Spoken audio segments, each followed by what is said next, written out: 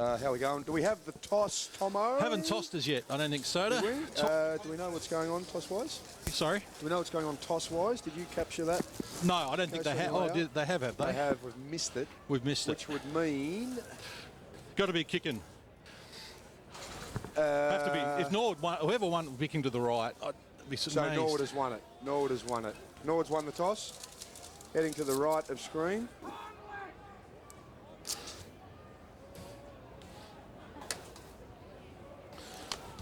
Bit of a breeze case, you reckon? Oh, yeah, God, yeah. Worth a couple? Worth at least maybe even 3 to 4. Okay.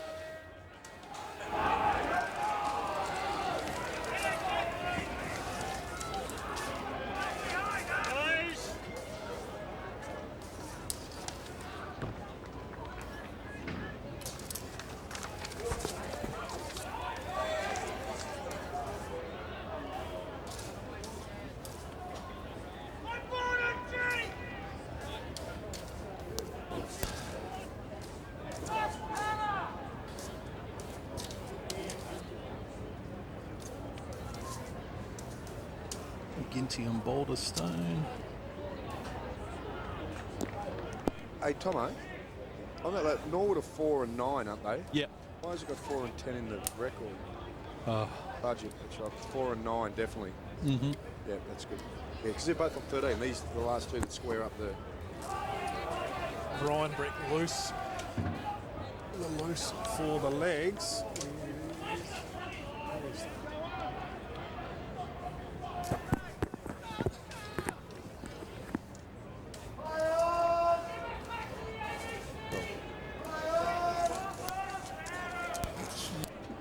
Sure we are.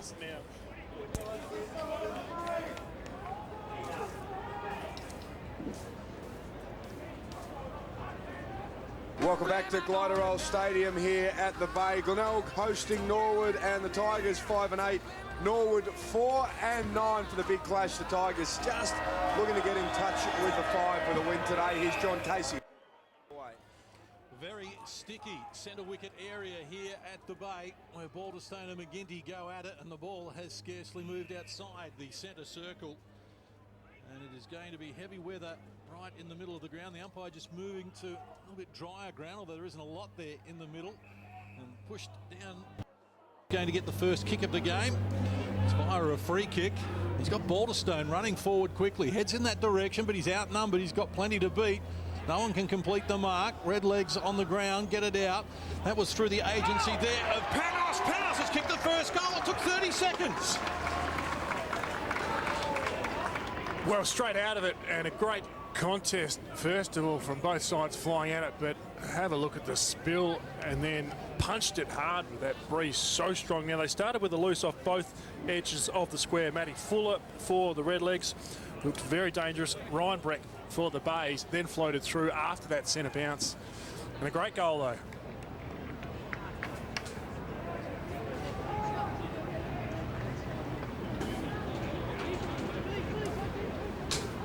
That's a great start from the Redlegs as a contest comes out. Now, that breeze is heavy. They've got a loose off both ends with Matty Fuller, as I spoke about, number 36, and also Ryan Breck for the Bays sitting off there as the loose in defence coming through the square. Panos again with the clearance there. What a moment he's had to start this game. Just working in defence there is Aaron Joseph doing some mopping up, sends it out to half back. Nice take there by Max Proud. Been used in a range of positions this year, Max Proud. Did some pinch hitting in the ruck against Norwood earlier in the year and blown that kick out to the right. Because, of course, when you were running around for the Eagles here, this ground sometimes used to chop up pretty badly. We've had a lot of rain. The centre was always a glue pot. But I've got to say, the Bay is in pretty reasonable nick considering what we've been through the last few weeks. Certainly the outer sides of the ground is lush. There's a couple of puddles in there. Heavy traffic, have to have the screw-ins in. Bay's going forward, as you can see, slippery underfoot. Ball comes back to Johansson, gets the run now of Haasmar, drives into the pocket, ill-directed. Jace Bode in game number 150 gets an early touch. Great to see his wife Natalie here, along with their 6-month-old daughter Madison, to celebrate the occasion. 150 games at SANFL level. It's only 7 players in the round that's being played who are played that many games, and we'll hear from Jace at half-time. Now an opportunity for Nicholson on the retreat. Glenelg making heavy weather of it. McGinty in traffic, feeds the ball out. Haasma involved once more, goes to the pocket. At the back, the high flyer was Levicki. Got a fist to it. And the boundary umpire says it has gone over the boundary line, out of bounds. So we played almost 3 minutes here of this opening quarter. Norwood with the only score so far. The boundary umpire's got his hands full here, throwing directly into the breeze. Balderstone and McGinty contested the ruck work. Ball came out through Snook. And they drive it forward once more. Loose ball. Johansson got a toe poke on it. Loose joining it, goes back to Johansson, and from close range he gets the reply.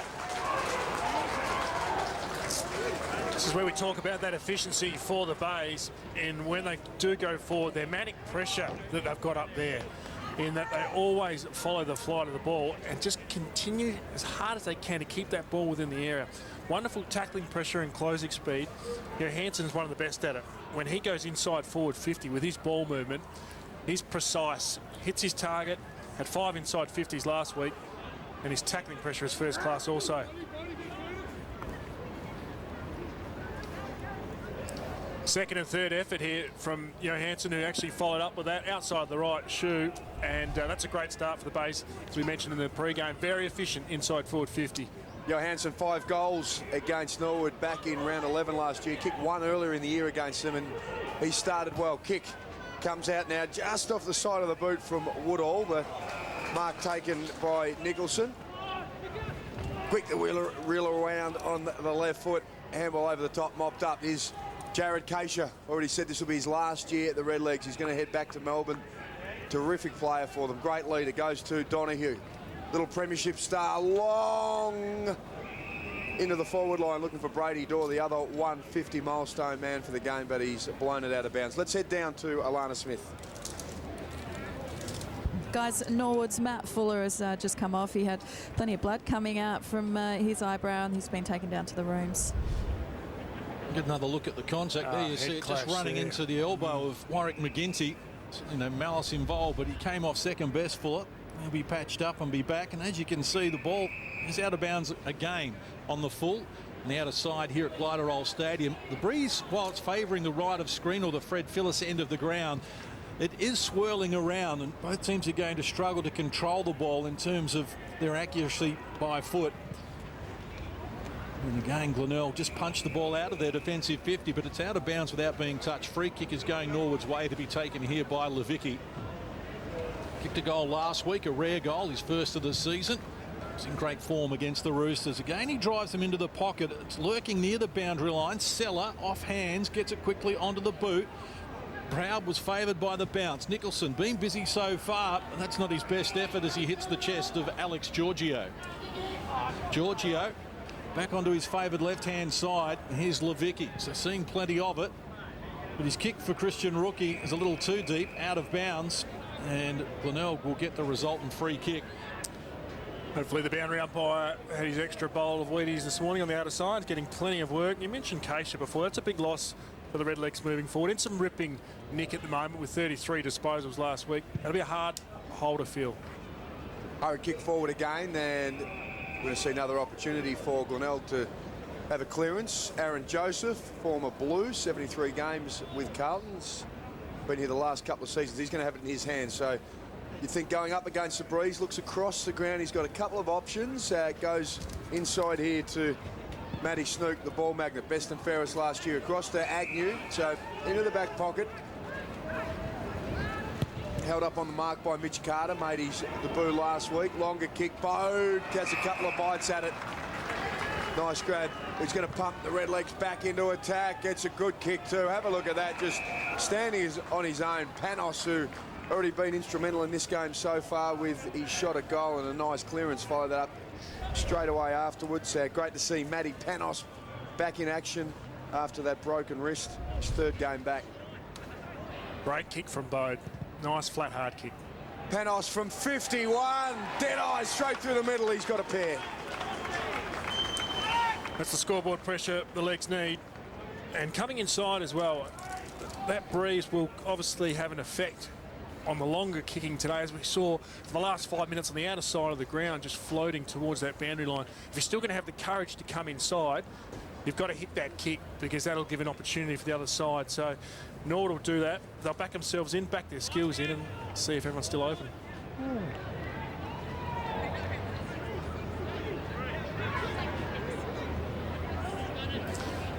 The veteran in Bode is 150th, still with the courage to come inside. That's a big plus for the Redlegs. Panos with 2 goals. Plenty happening off the ball as well. Jake Pittman was just knocked down by a couple of Glenelg players. The kick comes out toward Wilson. Can't control it initially, stays with it. Callum Bartlett gets involved as well, dragged off it. Could have been holding the ball, not the way the umpire saw it. And Snook getting involved. High tackle. Free kick is going the way of Aaron Joseph. On the half-back flank, we played 8.5 minutes opening quarter action. And they'll be happy to slow it down, Glenelg. Norwood with the assistance of the Breeze. You can see that kick just being held up by the Breeze, which is heading to the right of screen. Riley McFarlane with an up and under, coming out strongly. That's a terrific mark. Well, you have to like that sort of work from Josh Donoghue, and he's on with it quickly to the run of Jace Bode, the 150 gamer. Measures the pass, well, just a little too long there for Callum Bartlett. Agnew did well coming the other way and has won a free kick. We'll see the umpires today are wearing black armbands. That's in memory of Ron Stennett, a former field umpire, and also a Woodville West Torrens board member as well. That's why the umpires are wearing the black armbands today. Good man, Ron. He was also in the army as well, and a wonderful servant at the Wood West Torrens Footy Club. Christian Howard had the kick, but some nice work there. Strength by the co-captain in Giorgio to take the grab. So another chance for the Redlegs to go forward. Kick a little bit too much on it for Carter, but picked up by Louis Johnston. Curls around, good positioning there, but Brady Dorr acrobatically almost swung the kick in there as well, but mopped up nicely by the Glenelg defence right now. Little chip kick to the side, can use Johansson, already a goal kicker in the blue boots. Short as well to the extravagantly named Ziggy Vitkunas, the former double blue. Kicked 70+ goals for Mount Compass in the country last year, having another crack at SANFL footy. Up, Rioli the target, couldn't take the mark, hands and knees, shoots the handball out. Tackle came down really hard, and it was Jonty Scharenberg sitting on the bottom of that. Again, look at the replay here. Umpire declaring that he ducked. Probably a good call. Strong work from Tim Webber coming in. The last time these sides clashed, Norwood had 107 tackles, which is a SANFL record. Won the day by just 6 points. I'm expecting another tight contest today. That ball's cannon into the point post, and we'll have a boundary throw in the northwestern forward pocket here at Glenelg. The Stephen Kernahan end of the ground. A shallow throw in from the boundary umpire. Was well read by Balderstone, but it was Terry Malera who latched onto the loose ball, but he misses what he could quite easily have kicked. In his 50th match today, Malera 4 goals last week and 20 disposals. One of his first clearances for the afternoon, had 4 of those last week. And certainly progressing with his defensive pressure inside forward 50 as well. Have a look at that kick. Levicki almost to the centre of the ground. Out wide, chance now for Howard. He's got some space to work into. Centering ball for Nicholson. Losing his feet, his balance. He still managed to take the mark. Would have had his heart in his mouth just momentarily there. Looks in short, and he's going to find the former Norwood player Dylan Reinbrecht. Tackling machine, Reinbrecht just heads out across, and got Jed Redden there. Third of the Redden brothers to play SANFL footy. Little kick short, and Lockie Earl was running at it, but taken by Proud, gives a handball. Redlegs, Keisha, here's rookie, and he's got a runner in Bartlett, gets a hand to it, and loses his footing over the line. It is Redlegs by 5 points, 12 minutes into this game. Don't forget, if you can pick the margin and the winner, get on to @7SANFL on Twitter. Let us know, and your chance to pick up a double to the Royal Adelaide show in September. Redlegs with the advantage of the breeze going forward once more. Brady Dorr can't find it, but it supplies a good tackle as he drags down Christian Howard. Bayes deep in defence here, and the handball A suggestion of deliberate out of bounds, and it's going to be a free kick for Norwood. Webber will restart from outside the 50, goes deep. Mitch Carter, the target, caught at the back there. Good defensive job from Brad Agnew. Such a reliable defender. We've seen him take on some big tasks this season, Brad Agnew. Not too many get the better of him. Looked at that disposal count just a few moments ago. Glenelg with 56 to Norwood 34. Arsma, Johansson 7 and 5. Nicholson for 5 apiece for the Bays. Tackle high and a free kick. It's going to go the Redlegs' way. Christian Rookie with an opportunity at third goal. Let's have a look there. Lockie Earl, just the hand slipped up. Mitigating circumstances too, Soda, with the slip from Rookie. Just, he was going down. Rookie, St Ignatius product, hangs it out very, very nicely. Slots it through, so 3 goals for Norwood. Well, we're seeing that long flighted ball to this southern end going to the back of the pack now in a tight game. Obviously, that'll be where the ball will spill a little bit later on, but the free kick paid to Rookie. Had a breakout season in 2014, playing 20 games, including that grand final. Really established himself in the midfield, and as he comes to the bench for a bit of a spell, he has vitally improved, certainly last week as well, with 27 disposals and 6 tackles.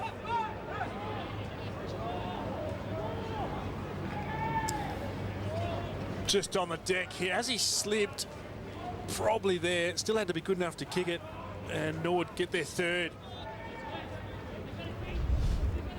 11-point advantage for Norwood. 3 straight to Glenelg's 1-1 after 14 and a bit minutes of the opening quarter. Levicki in a tangle there with Vitkunis. Now he's got some problems. Dragged off the ball. Webber getting back, helping out.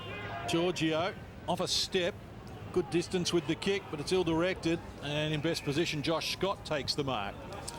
Wonderful article in the budget by our own John Casey. Have a read of that if you're down at the Oval. It's an interesting read about how he's getting taught by his captain and his living arrangements and where he wants to go with his footy. Case, thought it was ripper. Terrific chat with Josh Scott. Thanks for that, Biggles. He's a very likeable fellow and right on the cusp of a chance in the AFL, and that's still his dream. Ruck work being done there by Redden. Again, the ball is corralled. The umpire will come in. So tick over 15 minutes played. So much on the line for these teams, with a spot Glenelg to keep their finals hopes alive, and Norwood just 4 wins this year. But their performance last week was most impressive against North Adelaide. They were back to some of their best form. That's a nice mark taken by Harsma, who's been busy so far, coming up for disposal number 8. Third inside 50, drives it to the top of the goal square. Norwood with numbers, they've got some defending to do. Panos, well, the handball there from Kerwin knocked down, has to be retrieved by Ed Smart in a confined space. In that article on Josh Scott, he obviously talks a lot about Aaron Joseph. I remember playing against him in the AFL in his 73-game career, and what a hard-nosed player he was for the Blues. Actually got in their best and fairest twice, and be a great man to have as a mentor, especially around the house with diet, consistency, and a wonderful captain here at the Bay. Free kick against Jonty Scharenberg, All-Australian under-18 just recently in his 2nd year in the elite junior competition, so there's no doubt we're going to see him picked up, and his brother, of course, at Collingwood at the moment, just trying to overcome some injury problems. Webber down the line. Couldn't be completed there by Josh Scott. Wilson, handball, misses a target as well. This is Howard taken down. Tackling was done by Louis Johnston there. Still alive, the Redlegs. Comes out to Johnston again. Tackled as he kicks, got away with it. The umpire not interested to put the whistle to the mouth there. Snook, hands and knees, barrels in hard, and he's picked up a free kick. Little fella, and I thought the umpire might have been a little bit keen to give him a little bit of yardage. So here's Scott again, just doing some work across half-back. It's been a good goal kicker for them, as we've just heard moments ago. Agnew's kick just had a little bit on it, but well read too. That is a terrific mark by Pat Levicki. Really juggled it well. Full stretch, wasn't it, Case? If he had spilt that ball, the Bays were off and running. Good distance with a kick. Scott going back with a flight. Mark taken here by Aaron Joseph. So they share a house and they're sharing the space on the ground at the moment. And Stella drives out wide, and he's found Jonty Scharenberg. Really excited to see Scharenberg play today. My first time in the flesh at senior level. Saw him play in the state carnival. So today's a big day for him with a few scouts just sitting in front of us here. Terry Malera did well then. Took a good mark right on the boundary line. Now we'll post the ball toward the half-forward line. Playing in front, mark being taken here by Chippendale. Just impressive last week. Those kicks come unstuck. A little too much on it for Cassia. Opens the door. Christian Howard can kick the ball a long way. 50 metres and closing. He seals the deal. Well, there's that forward line pressure for the Bays that I know Matty Locken will be banging on about, in that even if it's just perceived. And Jake Johansson was right in the area. Blustery conditions, if your opposition wants to come inside, they've got to hit it, because if they spill that kick as they did then, the Redlegs, they swooped on it, picked it up, Johansson with a handball, and had to be good enough to finish. But that's a great goal from Howard.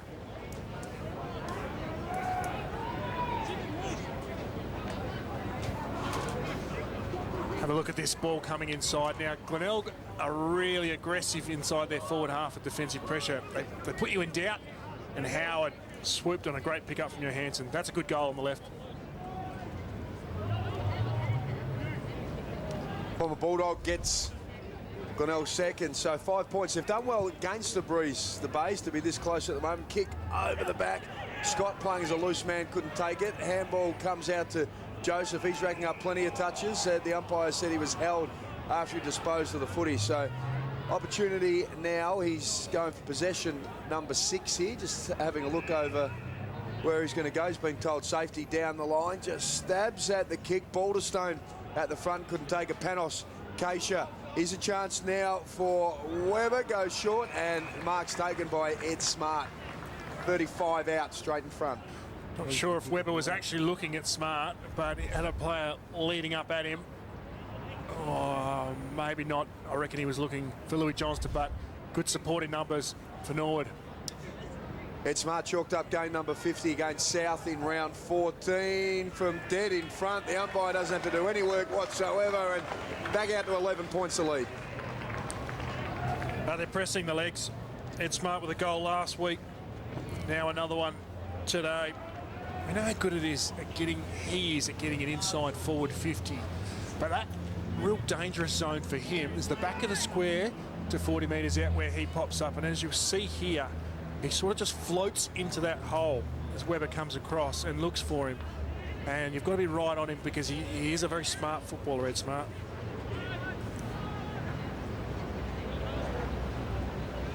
Good build-up from the Redlegs as well, Biggles. Yeah, great build-up in that they're still looking inside, and that'll please the coaching staff. Balderstone just trying to get position against McGinty. Panos, seen plenty of it so far. Handball misses the target. And weaving his way through traffic there. Kerwin did well, drives them forward. Scott playing the loose man back there, reels it in eventually with the run of Bullard. Drives them out of the defensive 50, but it's going very wide indeed, not for the first time today. Out of bounds on the full on the outer side here at Gliderol Stadium. That breeze very, very strong to the outer side. We felt that behind our commentary position. Sea breeze, if you like. Willard was quiet last week. A lot of kicks going out the full. Front position, Dorr couldn't complete the mark. Was outstanding last week against North Adelaide, Brady Dorr. Arguably his best game of the season. And finished with 5 goals, took 11 marks, 22 disposals. It's one of 13 players from that 2014 premiership team for Norwood playing today, so they've got a lot of experience and starting to get back to their best. It's Johnston, hoists it toward the goal square. Scott, best position, takes the relieving mark. And he's called a 25 as well for just encroaching over the mark. And as Norwood lead out to the, I should say Glenelg lead out to the other side, numbers on, going to move it quickly. Norwood set up, and their press is so diligent and strong. They react really quickly and guard their areas. Malera with not many options. He's been told to come back across here by a couple of teammates, so he's got them all lined up. He's got Scott, he's got Howard. He's going to hold on to it for as long as he can. Howard was the target. He's gone forward. Agnew getting back to it now. Wilson close to the line, tried to get the free kick, couldn't get it. Howard goes back, and we're going to start again with Scott. working as that loose man in defence we've seen, racking up plenty of the football. They've been inside 50 12 times to 7, Norwood, so Scott's seeing a fair bit of it. Jeffries has got the footy, looks at the umpire and says, I've no idea what you're about to do, but the free kick has been awarded to Willie Rioli. It's against Christian Rookie for knocking down the player after he disposed of the ball. A little bit of magic from Rioli there. Nicholson forced a punch from behind, coming through again. Now Wilson, best position. Bounce, not a favourable one for him though. Has to go back and retrieve it. Webber dragged down. Strong tackle from Snook. Been a terrific contest here in the opening quarter. 23 minutes played. It's Norwood 4 goals straight, 24, leading Glenelg 2-1-13. And in true Matty Lurkin pressure style of football, they're leading the tackle count 15-9 in favour of the Bays. Free kick has been found off the ball by the field umpire toward Norwood's half-forward line, and it's against Glenelg, so free kick's handed over now where it's Bartlett. A little undecided, likes to go wide. It was a good option as he finds Chippendale. Almost 24 minutes played here in this opening quarter. Chippendale going for distance inside the attacking 50. Dorr leads the charge with a height advantage over Agnew. Chris Johnston could be called for a high tackle there as he knocks down Josh Woodall. It's a good contest from both players, in particular Dorr, just to try and bring it forward for his crummers, but the in and under players for the Bays so far have been really getting to front spot. Their timing has been great, and their work rate also for their midfielders to get back and help out has been top notch. This is as Rhett Bigland said before, Norwood set up so well, so Sella, not many options. He's just going to head out down the line out towards tennis court side of the ground, and the umpire has picked out a free kick. Pick the margin, don't forget. Follow us on Twitter at 7SANFL. Let us know who's going to win and by how much. Your chance to pick up a couple of tickets to the Royal Adelaide show courtesy of Bank SA. John Casey's wonderful new sideburns are getting plenty of love on Twitter at the moment too. If you happen to catch them a little bit earlier, well, you might be super impressed by them, but look, they're just starting out, so they will come to life in the next few weeks. Progress. Yes. Work in progress. A lot of social media jumping on that. We have Snouts Bar, the Phyllis end, the Kernahan end, and they also have the John Casey chopper wing at the moment. Free kick is going to Louis Johnston, former Rooster. Oh, he looks up, the kick is good too, and he's found Callum Bartlett, just held on to it long enough, and Glenelg some loose checking there, so here's an opportunity for Bartlett. Had an interesting week last week in front of the sticks, managed 1 goal 6. Shouldn't miss from here, Biggles. He's got a beautiful left foot. That time and space, though, that's when Glenelg needs to react quicker and man up. He can't just hold his own in that time when you are that deep and defending so hard. Chance for Bartlett, point blank, whacks it through, so the leg's out by 17 points. Just lean back and drill that, Cal Bartlett, like a one would on the tee down here at Glenelg. That left foot of his at Geelong for 4 years, and also with Brisbane, first round draft pick as well. So they just edge their way closer, Norwood, and take their time with their disposal. We mentioned the efficiency of Glenelg. Norwood are very composed at holding onto the footy and waiting for that correct avenue to go.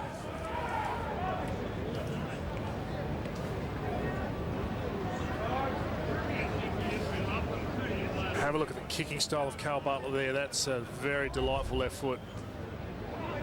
Game Balderstone takes front position, but the ball spills to Lockie. Earl driving Glenelg forward. Levicki best positioned if he gets the bounce. Giorgio joins in to help him out. Hand pass for Panos at his feet. Did well. Keisha against good opposition. Balderstone's hand pass has gone and missed. Now a chance for the Bays. Handball over the top coming from Ryan Breck. They run it through sets of hands. Nicholson, well, just a little too hot for him, but good tackling by Glenelg here as well. And the umpire is circling. It's going to be holding the ball. Well done. Whether or not there was prior opportunity, but I think this is reward for Glenelg's tackling pressure, because he was under an enormous amount of heat. And gang tackling for the Bays, leading that tackle count 18-9. And as the stoush continues, it's a heated match. Both clubs not backing down. Carl Nicholson has kicked 7 goals this year, including a goal the last time these sides met in round 5. It's coming back with the breeze, but not enough. Just across the face and a minor score. So it is Norwood with a 16-point advantage here after 27.5 minutes of the opening quarter. Not a lot of time left on the clock.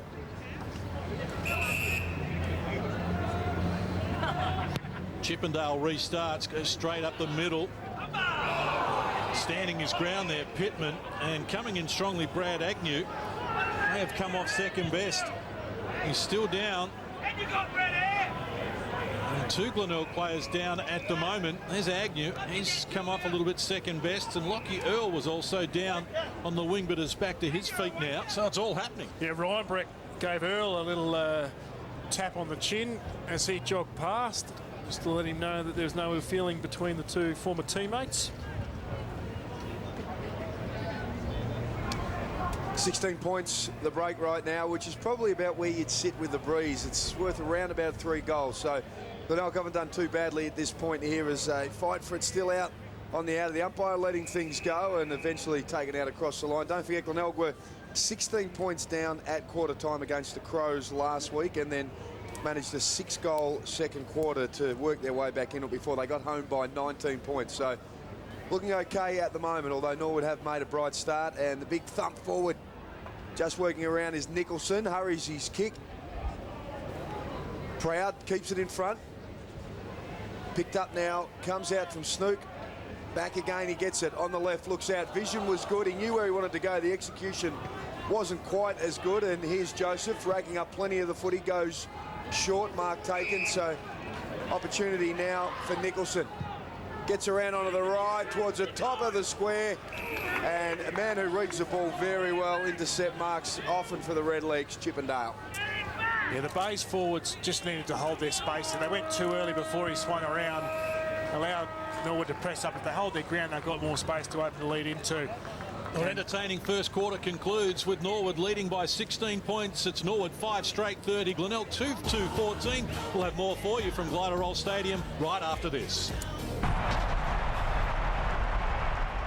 Out there, a split-second decision can change the game. We take risks. Risks that put the game and our bodies on the line. Risks that win games. Risks that make heroes.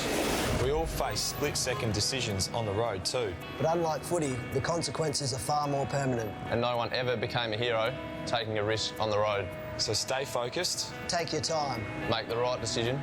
And get there in one piece. Up against the breeze. Let's head down now to Alana Smith with Ben Warren. Ben, how'd you rate that start?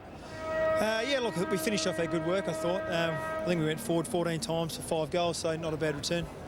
In your address then, you were telling the boys a few things they need to be aware of. What are those? Yeah, number 20, Howard, got pretty high and dangerous for them in that quarter, so you just need to be aware he's probably going to play higher again this as they're free. So other than that, yeah, just keep going at it. All right, cheers, Ben. Thanks to Alana Smith there with Benny Warren. We get great access to the coaches here at SANFL level. Really appreciate their input. Opening quarter honours are with Norwood. 16-point advantage. They led by 7 points at quarter time when these teams clashed back in April at the parade. And it's the Bays with the agency of the breeze in this quarter. Ryan Breck drives them forward. A little indiscriminate. Bounce important. Favours Max Proud. Can't reel it in. Kerwin finds it on the ground. Neat pass as well as he hits Tim Webber. He's off and running. Webber wants to go deep. Well, that's ill-directed. Just off the side of the boot, and a chance for the Bays to repel here. Lockie Earl getting involved. Trying to get around Bartlett. Great tackle. Joseph joins in. Agnew on the end of this. They've got numbers out wide, but that's probably a little too wide. Unable to reel it in there. Johansson, free kick going to Norwood. And while the breeze is favouring the Phyllis end of the ground or the right of screen, you are able to get depth with your kick into the breeze. It's just controlling it. And that is the difficult part for everyone concerned. Certainly, and Glenelg starting this term with some good ball use. I heard Ben Warren talking about making sure you make the most of opportunities as Norwood did in the first term as they push forward here. That's a great grab. Mitch Carter, just game number 2 for the youngster, played for South Australia in the under-18s. He's gone for a long kick and just stopped on the line. Some dour defence. Looked like it was going to roll through. Mitch Carter, nephew of Stephen Pitt, Norwood great, of course, premiership star and best and fairest winner. started a pretty good start to his career. Some really nice score assists last week. Mitch Carter did a good job. I was at the parade to see that. Mitch Carter kicked a goal, 8 disposals. Certainly looked as though he has a long career ahead of him. To Scott, short pass. And Glenelg with Matty Snook just beckoning teammates forward. Drives it with a left boot. Nicholson the target. Fuller back onto the ground after being patched up after catching an errant elbow in the eye or above the eye in the first quarter. Webber underground hand pass. Keisha did well. Oh, it didn't do Pittman any favours. Well roved there by Woodall. Lockie Earl. This is better work from the Bays. They drive long. Malera best position. Goes for the ride on Balderstone. Can be dangerous in this situation. Takes them on around Chippendale. Has more to beat. Levicki wraps him up. Good tackle. And then Chippendale comes again. Appeared to be taken high initially. And that's the way the umpire's seen it. Thought we were just about to write another script for the highlight film for Malera, but a wonderful grab in defence for the Bays. Set them up. Door the target. Can't take it. Ball spills to the back. Snook. Free kick going Glenelg's way. And running onto it now, Howard. So influential last week. And look at the disposal there. Well, Nicholson just couldn't get back. It was a little too deep for him. Christian Howard, 30 disposals, 7 marks to be best player for Glenelg against the Adelaide Crows last week. And in the best players when these teams last clashed as well with 29 disposals. Round 1 draft pick. The AFL at 7 SANFLs. Our Twitter handle if you'd like to provide some feedback. Love to hear your thoughts. Only game in the SANFL today. A terrific contests yesterday. Caught some of the Woodville West Torrens game against the Adelaide Crows. They were most impressive, winning by 20 points. South Adelaide defeated Central District by 21 and Sturt 89-point winners over West Adelaide. So the 3 top teams won. And we are set for a terrific battle the finals. Have a look at the antagonistic best. Webber in amongst it. There's a lot of feeling out there between these two sides. Obviously, finals, maybe a glimmer of hope for the Bays, but Norwood have just had a frustrating season and looking to unleash a little bit of that fury out there today. Dr. Webber loves a bit of rough stuff just against his former teammate there, Ryan Breck, working together. And kick up high from Joseph. Top of the square, dangerous position for the Redlegs defenders. Levicki was up there. They brought it to the ground. Max Proud doing the competitive work in the air for the Bays, and 17 points. So just the 1 point for the Bays, or Norwood rather, opens up that break a little bit now. Still battling hard on the bottom of the deck. Rioli in there as well, and the umpire's going to have to get involved. Matty Snook working overtime. Yeah, they've got to try and clear some space here. Get Rioli free. Hansen to put a block on for him. Try and create the space. Norwood is so good at bringing that extra number up around the contest. Seller doing the ruck work against Balderstone. Hurried kick, smothered. That was Johansson. Tried to get boot the ball. Snook with the tackle and still can't get a clearance here. Right about now, Biggles, you think that if it gets in tight, the umpire miraculously seems to find a free kick. He does, and he always looks at the ruckman too. Balderstone's going to take front posse, and he'll want to sort of break it up if he gets a repeat stoppages. They'll try and find one. This is where you have to hold your nerve. If you're a defender here, in Norwood's case, get low and hard with your tackles. And Glenelg, you just keep your ferocious attack on the footy and you'll get a reward. Legs done well to hold things. Lockie Earl as the third jumper with Balderstone held down. Still working hard was Matty Fuller, trying to bustle his way through. And again, let's hand it over to John Casey, see if he can break this up. All 36 players compressed in one half of the ground here at the moment. It is very congested. Congested in the grandstand as well, because everyone trying to stay out of the elements. So at the moment, bright sunshine. You wouldn't believe that if you were here at 9:30 this morning when it was teeming down with sideways rain. There it is. And there's the whistle from the umpire. He couldn't hold his nerve any longer. Free kick is going the way of Jake Pittman, who will leave plenty of pressure. Norwood are under at the moment, outside the 50. Smart, the high flyer, couldn't complete the mark. Ball spills out wide, dragged off it there. Smart. Oh, just getting to the ball first. Keisha jams it onto the boot. It's high. Agnew couldn't complete the mark. Came back to him though via James Seller. He's dragged down by would-be tacklers across the boundary line. Tell you what, if you're having a tough time of it out there today, as the umpires are, you need a bit of a laugh. You can also get involved at 7 at our SANFL Twitter app and also on our Facebook at 7SANFL. You need a bit of brighten up. Stick around at half time. You're going to see our very own Mr. Media, Mark Soderstrom, have a bit of a run around in a game yesterday, which probably wasn't up to his normal SANFL standard, I wouldn't have thought. Wouldn't have been up to any standard. Wouldn't have got a kick in the mini league. Ziggy Vitkunas with the mark, 25 metres. Anthony Wilson not happy with that at all. Disappointed, Biggles, that you didn't suit up yesterday for the Angle Vale Hours. They wanted you down there as well. I'm not sure if I would have made a difference, and I'm pretty sure you didn't either after I've seen the performance. I actually made a difference, helped the other side out. It was that bad. Long kick blazed away into the forward line. Peter Personos back in the side. On the left, goes long and chopped off mark taken by Agnew. Biggles. The score in the end was Malala 55 goals, Angle Vale 2 goals. But you left at half time, Sodas. Yep, and both those goals were kicked after I left. Oh, God. It was worth the admission price just to see it down there. The big man stick around at half time. The footage is classic. And as much as we love him, it wasn't a great performance. First game since 1999. We'll cut him some I don't want slack. excuses, Case. I want results. That was a different century, Biggles. You know It that. was the last century. Well, here goes Ed Smart. Norwood starting to press. Well, the kick again, ill-directed. Brad Agnew, best position, takes the mark for Glenelg. He's got runners coming out wide. Just reluctant to go in that direction for the moment. Aaron Joseph in the back pocket was available, but he wants it more centrally. Handball over the top, Sharon Burke. Sold Haasma into a little bit of trouble. Been busy though, Haasma. 10 disposals now. Only Howard with 12 has more in the game. Balderstone takes a relieving mark. Bode on the retreat. Webber needs help. Balderstone quickly onto the boot around the body. Kick and hope. Good tackle from Pittman. Handball over the top came from Sharon Burke. That looks a little high on that occasion.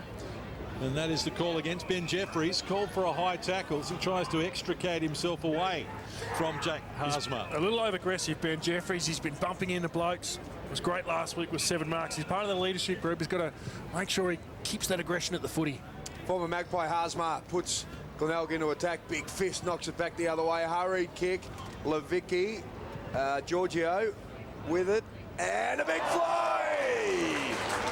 Matty Snook with a contender for your IGA mark of the week. The little man touched the sky, puts it back into the Giorgio direction. He's working with Malera there. Let's have a look at that on replay. Yes, can we please? Look at the little man knee to the back of Ed Smart's head and brings it down magnificently. Wow, let's get another angle for that a little bit later on in the IGA mark of the week for next week. That's a pearler. He's got great skills. Best and fairest winner. Reigning best and fairest at the club and second in the best and fairest last year. Here's the danger man, Johansson wobbles it off the boot, pitches in the goal square. The North player said they touched it, the goal umpire says no, it's 6 points. Didn't want to know anything about it. Now, we mentioned how dangerous Johansson is, not only at getting it inside effectively and efficiently because he's got such a good kick, but he's always dangerous around the big sticks. As he swooped around, we see the base still getting in their faces. All this aggression and fight. Wilson, he's rattled.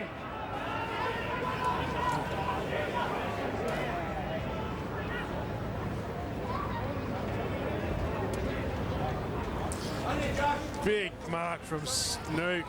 That's an absolute ripper. And then this goal to keep them in touch from Johansson. Ball over end, over end floater, but still gets the desired result. Tigers with a breeze get there first for the quarter. The lead for the Redlegs back down to 11 points. Free kick plucked out here, so opportunity for the Bays again. Here's little Jack Haasma just racking up the touches. This is possession number 12. Goes long, one-on-one contest. Jeffries in amongst it as well. Comes out Reinbrecht. Hurried kick into the attacking 50. Willie Rioli lurking as well there, and Fuller comes away with it. Chips a little kick. It's a good one too. Relieves some pressure. Mark taken by Chippendale. Did well there, Fuller, on the non-preferred right side. Measured the kick, found it. This target Now to centre wing, Brady Dorr just caught under the ball a little. Out the back, Bartlett. Ed Smart next in line. Wants to go by hand over the top. Slow hand pass. Reeled in by Josh Donoghue. Evades one would-be tackler. Neat pass. Mark taken here by Louis Johnston. Wants to get on with it. You've got Brady Dorr in the goal square. Well, he's going centrally again dangerously. Needed to be good, Callum Bartlett, and he was excellent. If he dropped that, Glenelg were off and running. We saw them get a goal off the rebound 50 in a similar circumstance in the first quarter. And here's Wilson. Courageous mark from Callum Bartlett. Like you said, had a set square of players surrounding him and went back with a flight and always had his eyes on the footy. Swung around at Anthony Wilson. And Norwood need this to steady because Glenelg controlled this second term. 12 goals so far this season. First kick of the afternoon, just 2 handballs so far. That's floating across the face of goal. They'll contest in the pocket. Loose ball. Scott tracks it down. It eludes him. Johnston arrives. And they crash over the boundary line. All right, Red Biglands, here's your opportunity to show us your football IQ. This is your Morn Team Forward Footy Trivia. Which Glenelg player has won All-Australian honours, has won All-Australian honours? Jim LaHoo, Keith Coolman, David Marshall or Tony Hall? You have a little think about that for a while? It's going to be tough because obviously it's going to be pre-AFL days and that's going to be a very tough call because David Marshall didn't probably play enough AFL. Tony Hall at the Hawks wouldn't have been All-Australian. That's a big ask, Sodas. Very big ask on that behalf. You're the man. You're up to the task right now, Red Bigland. So is this man, Rioli, just thrown around and free kick has been plucked out and it'll go Redlegs style. Benny Jeffries, triple premiership star, a best and fairest winner here with the legs. Opportunity now to get there. First for the quarter. He's going up against the breeze. We did see that Glenelg were able to score against it. They bagged a couple in that first quarter. So the distance, well, could be just right on here for Jeffries, Biggles. Yeah, very strong breeze. Direct. He's going to have to give this everything he's got to punch it in right into the teeth of it. From 50, a wobbler. And take it on the chest too. Good mark, good positioning there by Mitch Carter. Just game number 2 for the youngster, 18-year-old. That's a huge positive. The coaches always want players who are switched on to the game at all time, and whether or not you pushed onto the line for a contest, but he watched the ball the whole way and was on the front foot. Nice mark. Kicked the goal on debut last week. Amongst his 8 possessions, goes with the check side and leaves it a little skinny. So Norwood, 2 straight kicks in front of the base, and we just under 14 minutes gone in this second term. Glenelg look to get the ball out of their defensive 50. Good forward pressure from the Redlegs though, and a throw has been called against Glenelg. He's come off second best here, Terry Malera as well, playing game number 50 at SANFL level. I think it's Carter again. Getting in low and hard, and then as he slammed Malera into the ground. Well, his goal was the last goal of the game last week against North Adelaide. He hands off here as he goes to Josh Donoghue in the pocket. Got the Norwood coach Ben Warren on the headset at the moment. Ben, Josh Donoghue from the pocket, how do you rate his chances? Oh, I think it'd be very unlikely from that position with the breeze, John. But you never know. You must be impressed by the way your team have started and doing a good job here into the breeze. Yeah, I think we've just held them at the moment. They obviously had a few forward stoppages early, and but yeah, their endeavour and intent at the moment's been good. We've been able to control the footy a little bit. Just saw there, took a minute or 2 off the clock, and you know, you put pressure on them if you can get long, deep entries. Well, Benny Warren, you'll be happy, man, because little Peter Personos has just jumped with the kick in. You're a good judge too, because the kick from Donoghue just in front. Let's have a look at the replay here. Carter competing as well. And there's Peter Personos back in the side. Nails his first. Another great angle here from umpire Cam. Let's have a look at the little man. Little opportunistic forward back into the side. Just adds another dimension for you today, Ben. Yeah, he likes the wet conditions too, Pete. It's a good long kick. He was really good last week with his pressure and tackling, so he deserved his opportunity again. And you've been happy with the approach of the aggressive players at the ball, not too overzealous at the moment, Ben? Yeah, we spoke about that actually, being too overzealous at times in these conditions when it's difficult to control the ball. But our mids have been really good so far, and I thought the first quarter they gave us a good look at it. Good on you, Benny Warren there, the premiership coach of the Redlegs, giving us great access with the 7 microphone in the box, and worked well for him then because the legs were able to snaffle a goal there by Peter Personos. 18 points is the break. Glenelg go into attack again. Best position was Malira. He did that really well against Kerwin. Couldn't get it. This is some clever work here by Vic Kunis, the former double blue. He's still involved. They're alive. Glenelg, he knocks it out. He gets the call from Malira. A little bit of magic around the corner. Bounce over the top. And the 150 gamer. Brady Dorr content to see it over the line. All right, Pickles. Morn team of forward footy trivia. Who is the only one of this quartet that has received all Australian honours for the Tigers? Who have you given that away? Because it's not Marshall or Hall, because I don't think David Marshall made it. So who is the question? I'm going to go Jimmy LaHoo. Are you sure? No, but I'm going to go Jimmy LaHoo. Okay. It's out of him and Keith Coolman. Yes, you're right. He's definitely out of those two, and Keith Coolman was all-Australian back in 1980 during the Interstate Carnival. It was a good effort. I thought the way that you worked your way through the process, though, Biggles, a lot of merit there. Tough question. It's not the right answer we were after. The $1 million ain't yours today. Showed some good promise, though, Biggles. Gee, there was $1 million on there. Would have found a friend. Looked like a high tackle, and that's the way the umpire's seen it. Pittman involved. Josh Scott on the bottom of the pack is going to get the free, and it was Ben Jeffries again involved. And Scott will have a chance just to steady the ship here. You see Jeffries there in over the top of Josh Scott. He's kicked 29 goals this season. Josh Scott, number 7 in the race for the Cam Farmer medal. 2 goals last week in the best players against the Adelaide Crows. And a goal kicker the last time he played Norwood here, and kicked 3 against Norwood in round 5 as well.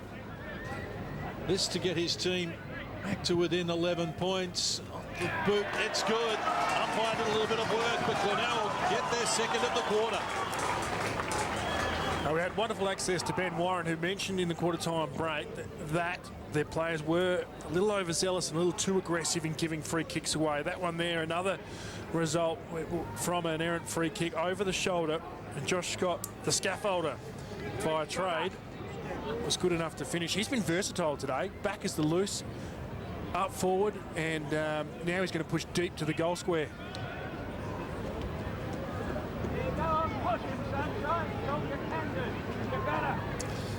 Third man up, getting the ball moving in these tough conditions. Josh Scott in an under errant free kick, which Benny Warren told us about from their leaders.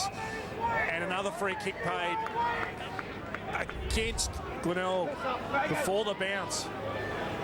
Off the ball, that was against Josh Scott with some work from Chippendale in the goal square. So this is an opportunity for Norwood against the breeze. A free right at it. Personos tackled by Joseph. He had the one-arm pin. Somehow he got rid of the ball legally. It was the umpire's decision. Certainly an aggressive style of game. The free kick count, 17-13. That's in favour of Glenelg at the moment. Inside 50, 17-19 in favour of the Legs. 18-13 now. Free kick has been plucked out there for the Bays. So heading down the line again. Balderstone sitting under it with Chippendale at the back.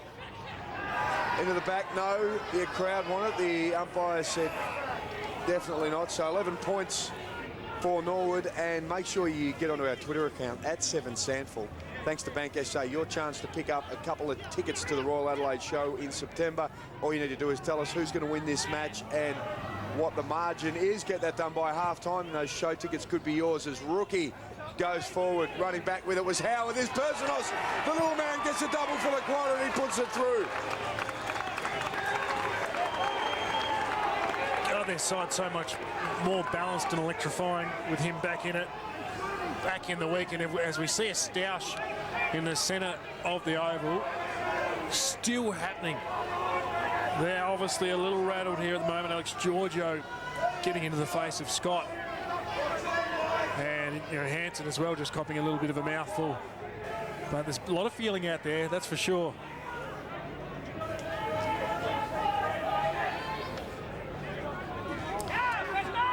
Pistol Pete with all his pace. Great to have him back in the Red Leg side, and great follow-up to get his second.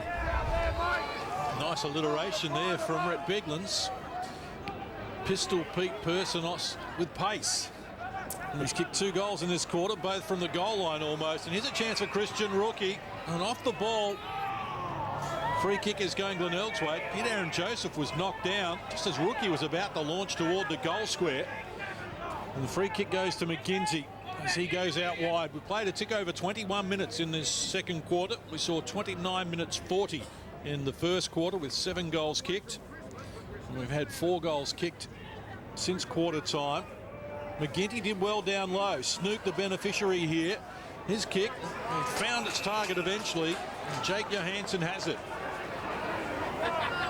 With the breeze not beyond him, it would take a good effort because the breeze is swirling, even though it is favouring the Fred Phillips end of Glider Roll Stadium. But he likes his chances. Jake Johansson, former South Australian under-18 captain, championship winner, got close to the man on the mark. Wilson actually got a fingertip on it. Called play on by the umpire. It's through for a minor score. Miller are flying high for it, pulling up okay as well. A couple of guys getting busy on the stat sheet. Harsma and Snook with 13 apiece. Howard with 12. Scott with 11. And also over for the legs, Keisha with 12, Boulderstone 10, and Panos with 10 disposals. Salah with the ball, pumps it back into top of the square. Chippendale with a fly over the top. The fist comes down to Jeffries, mopped up nicely. Rookie now lets go of it up to centre wing, and well read by James Salah. Quick give. Howard under pressure. McGinty gave it to him. It was a hot contest straight away. Agnew just keeps the ball going forward. It's been a good performance by the Redlegs in this quarter against the Breeze. It's 16 points the difference, and that's where we started with things at quarter time. Seeing a lot less players lose their feet as well, whether or not there was a boot change. But in the first term, we saw players go to ground, which frustrates coaches, and on a heavy track, must keep your feet in such a tight match, especially when you've got blokes coming out with this tackling pressure. Stand up tall, take on the tackle, and then you can find a body with your handball.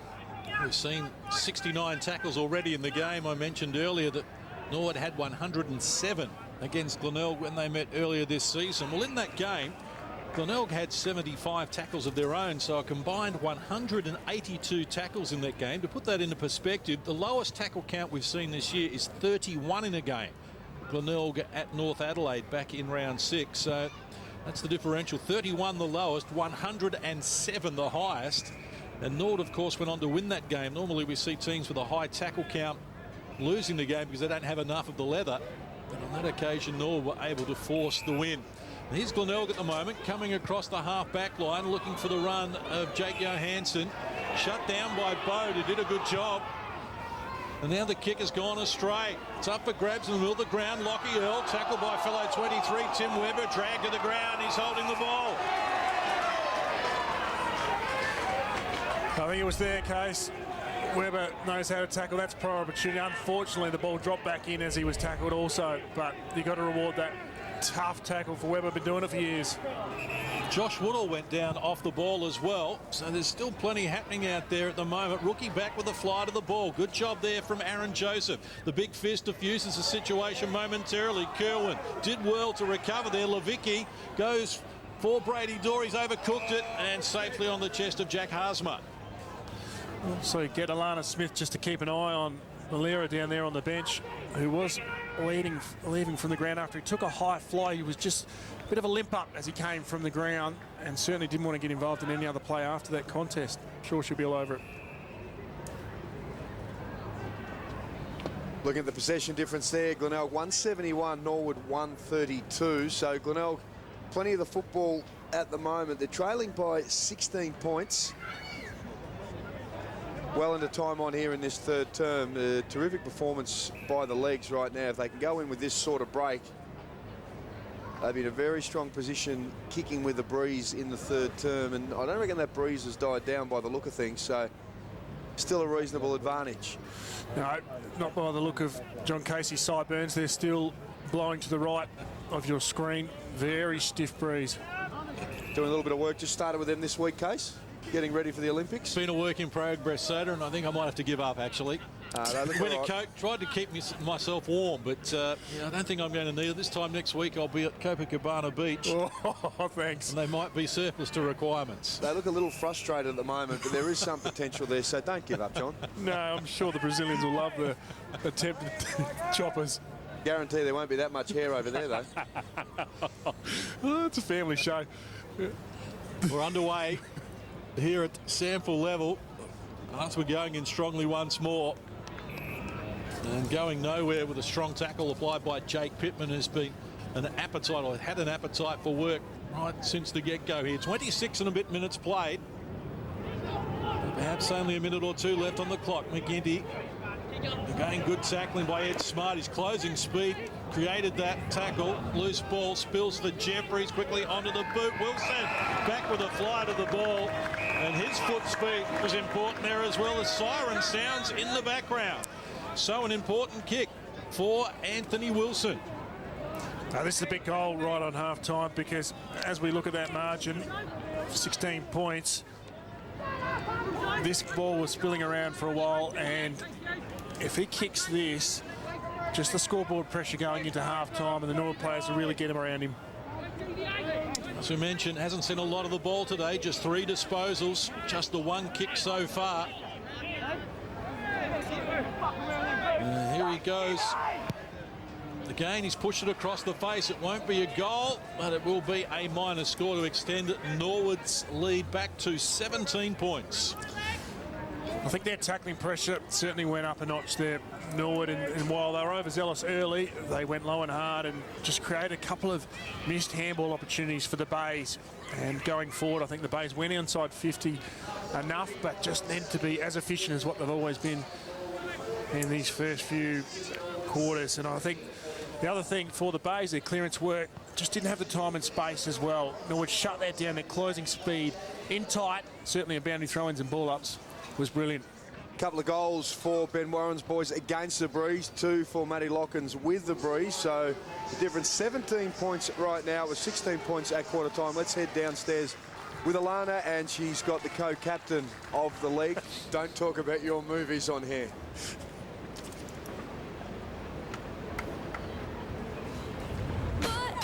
Well, welcome back to a blustery Glenelg Stadium here down on the bay. And, well, Norwood last week, they broke their 5-game losing streak against the Roosters. They got home by 34 points at home, so they bring a bit of confidence into today, and it's put them in good stead. They led by 16 points at quarter time. Then kicking against the breeze in the second term, they're able to take their lead out by a further point. So right now, it is the Redlegs 17 points up as Glenelg fight to try and stay in touch with the top 5. A free kick straight away found by the umpire. Saw the wind take his throw into the air, moving it sideways. Convinced this wind is still going the same direction. Here's the kick from Balderstone, getting good distance with it. Over the head of Brady Dorr. Chance for Agnew, been solid again today. Now Jake Johansson. That's a neat kick. Terrific to find Warwick McGinty all alone at centre wing. Now he's asked Johansson to join in again. He's got some problems though, but he evades the would-be tackler there, Mitch Carter. And they go to Snook. Snook out wide to the lead of Josh Scott, who takes it on his chest. He's going to drive long, looking inside the attacking 50. Good body position there from Jeffries. Ball spills out the back via Haasma. Georgia comes in, strong tackle. And the umpire will come in for the throw. A minute played here in the third quarter. Still working their way around the boundary, the Bays. Had a couple of looks inside. The Norwood press, though, is just disciplined. They've just drilled it over so many years. Another free kick being paid here. A ruck infringement against McGinty again. Up against Balderstone. That's 2 where they've just both tried to duel for the footy and free kicks paid. Balderstone with a bit of a helicopter going forward. The big fist came down there from Jed Redden, and Norwood back into attack. It's a long one. Agnew takes the lead out. It's gone through. He's opened the door. Smart gives the handball over. And Mitch Carter bangs it through. Something out of nothing, if you like. That ball spilled over the back, and for the Bays, I'm just trying to work out the player that attacked the footy, and it was Agnew who did. Just got through his legs, spills over the back. Carter with a nice finish because he had a couple of blokes coming at him as well with the breeze.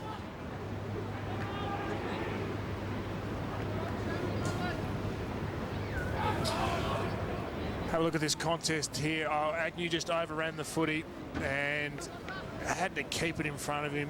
Carter said thanks for that and runs into an open goal. That'll frustrate the Bays coaching staff. 2 games, 2 goals now for Mitch Carter, making an enterprising start to his SANFL career. Now the Bays try and work it out of the sticky centre wicket area. They do eventually get it to Nicholson via Riley McFarlane. Now Max Proud, he's got problems though. Strong tackle applied by Giorgio. Ball spills free. Snook getting involved again. Disposal number 15 for him. Well, only Harsman with 16 has more. And they've got Johansson's open on the other side of the ground, but Rioli works to the opposite side of the ground, and that's where he's going to find Vitkunis tucked in on the pocket. Sorry, Chris, that's the difference now with Rioli with his instinctive movement to get back off the mark and then just force a player to lead and create space for him. While they've still gone wide, they need that instinct to get themselves back in the game rather than getting back off their mark and slowing the play down. Something will open up. 2 goals last week, Vitkunis. This would take a terrific effort. He's going to set it up for the high flyers. Giorgio tried to knock it through, and eventually it is forced over the line, but just dangerous signs there for a moment for the Redlegs defence. Out of Cooper Stadium last week, Giorgio giving away 4 free kicks. Sure, they don't come easy today, so he highlighted the one-on-one contest. Good spoil, though, there. Pat Levicki lets fly with a long bomb, and we're back into the centre of the ground. There's a big kick too, but just falling back with it, taking a strong mark, has worked quite nicely there for Redden, and the umpire blows the whistle and says, all right, free kick going across there. This is Johansson with it. He's got a little lead in forward, and it comes from Rioli. Pushing again now, Glenelg. Kick into the pocket, Sella at the back, McGinty at the back rather, working with Balderstone on hands and knees, and the umpire get involved. It's a good contest. We see the strength of that breeze from the kick in, ripping straight down the ground. 75-metre kick. Not only the reason why Alana Smith is wearing the Louis Vuitton leather gloves, it's crisp out there at the moment, but a very strong wind. That's the Glenelg Stadium, listed 171 metres long. So we'll chop that in half at 85 apiece, and he kicks from the 10-metre mark on the goal line there. So the maths from Rhett Biglands is exemplary. 75-metre drop punt out of the congestion. Now Chancellor tackle from behind as Aaron Joseph was dragged down. Ball spills free. Brady Dawes had one of those days since his 150th, but the ball just keeps eluding him at the moment. Quickly onto the boot, Ryan Brick drives it high, going back. There's Chippendale. The courage is probably his middle name, the number of times he backs back in with the flight of the ball. Great defensive asset for Benny Warren and the Redlegs is Chippendale. Here's Levicki, the man with the long stride and boot, goes to Agnew, who continues to impress. Makes a good pressure relieving mark for Glenelg. Oh, that's great stuff from Agnew, getting back on the bike and having a crack at the next ball coming in after he overran the other one. Courageous stuff. Scott, Howard, McFarlane and Johansson all combined. Little dribbler of a kick along the ground. It's going to be okay for them. Back to Johansson, looks inside, and he's pulled the kick across. Ed Smart keeps it in front. Clever work. He sees Wilton, goes with a toe poke. Wilson's kick to Personos. Doesn't have to break stride, but the bounce takes him back. He's got Joseph hot on the collar. He's got Carter there helping out. Personos just trying to get in the way to open the door for Carter to run through. Some good movement for them, and they've done well there to hold things up, the Glenelg defence. The captain, Aaron Joseph, putting everything on the line. Former All-Australian under-18, just diving on the footy. That was a great one-on-one contest going back towards goal. Didn't give up. Goal-saving job for Aaron Joseph. And Norwood were threatening. Ball handball has gone through for a minor score. So the margin out to 23 points. It's never been bigger at any stage. A restart from Howard. The left boot goes long. Balderstone best position at the back. 2 pieces of it, but wasn't paid the mark. Didn't hold on long enough. Now Nicholson dragged off the ball. Good tackle from Ed Smart. Levicki involved, looking for Ed Smart. Ball rushed over the line, and we'll have a boundary throw in. More team forward footy trivia. Rhett Biglands again with an opportunity to prove what he knows in this great game. Who did not play 300 games for the Redlegs? Michael Aish, Phil Gallagher, Gee whiz. Great Gary names. McIntosh or Keith Thomas? That is a tough question for you. Brett Biglands. You can have some thinking time while you sort that out. Someone got very, very close, but not quite there in that quartet as Rioli comes through the centre of the ground, and Max Proud with the mark. The umpire is going to have to bring the ball back here with Proud. He actually took the mark, no advantage, so be back into the centre of the ground as the red leg numbers, they stream back into defence to try and set up. Proud, long, tough contest. Scott held out of it, so he couldn't get a fly. Vic Kunis was up. Quick little kick off the ground. Came from Haasma, bounced to the wrong side of the post. Well, again, we're seeing you can get distance with your kicks into the breeze. It certainly is favouring the Phyllis end or the right of screen, but it's just a matter of controlling those kicks. Here's Levicki. Will he go the long bomb again? We've seen the drop punt land almost in the centre square. That's where he's heading long again. And with the run of it, it has gone almost into his attacking 50. Running onto it, Christian Rookie. Second kick. Well, it's into the pocket. He sent Callum Bartlett a challenge here. And it took us out of bounds. So a free kick going James Sellers' way. Well, that's from one end of the ground to the other in rapid fashion. That's a set up, that play. Rather than have a contest with the kick sort of 65, 70 from goal, the Norwood players line up around the arc of 50 metres and then run onto the footy. That's very clever from the kicking coaching staff at Norwood. Salaback, Balderstone under it. Here's Nicholson. Shows a little bit of speed. Have a look at the man take off. He's had a couple of bounces. Pops it up, and Rioli with the sit jumps up. But have a look at that from Jace Bowe, the 150 gamer. Rioli just looking for a little bit of magic, but just steady as she goes. And the co-captain, triple premiership star, takes the mark and bangs it back. Kick the kick at the moment. Quite incredible that he was strong enough to stand up in that high-flying contest and take the mark, but that's Jace Bowe. Glenelg going forward once more. Looking dangerous. Good fist there from Georgia. Now wrestle. Rioli against Bowe. Turns around the corner. He's kicked it off the ground. An important goal for Glenelg. Oh, Rioli Jr. after the first fly, just a few moments ago, comes back in the contest. He actually kicks this ball with his opponent hanging off him, off the ground, and almost sharp angle to get it back towards goal. He's a freak of a player.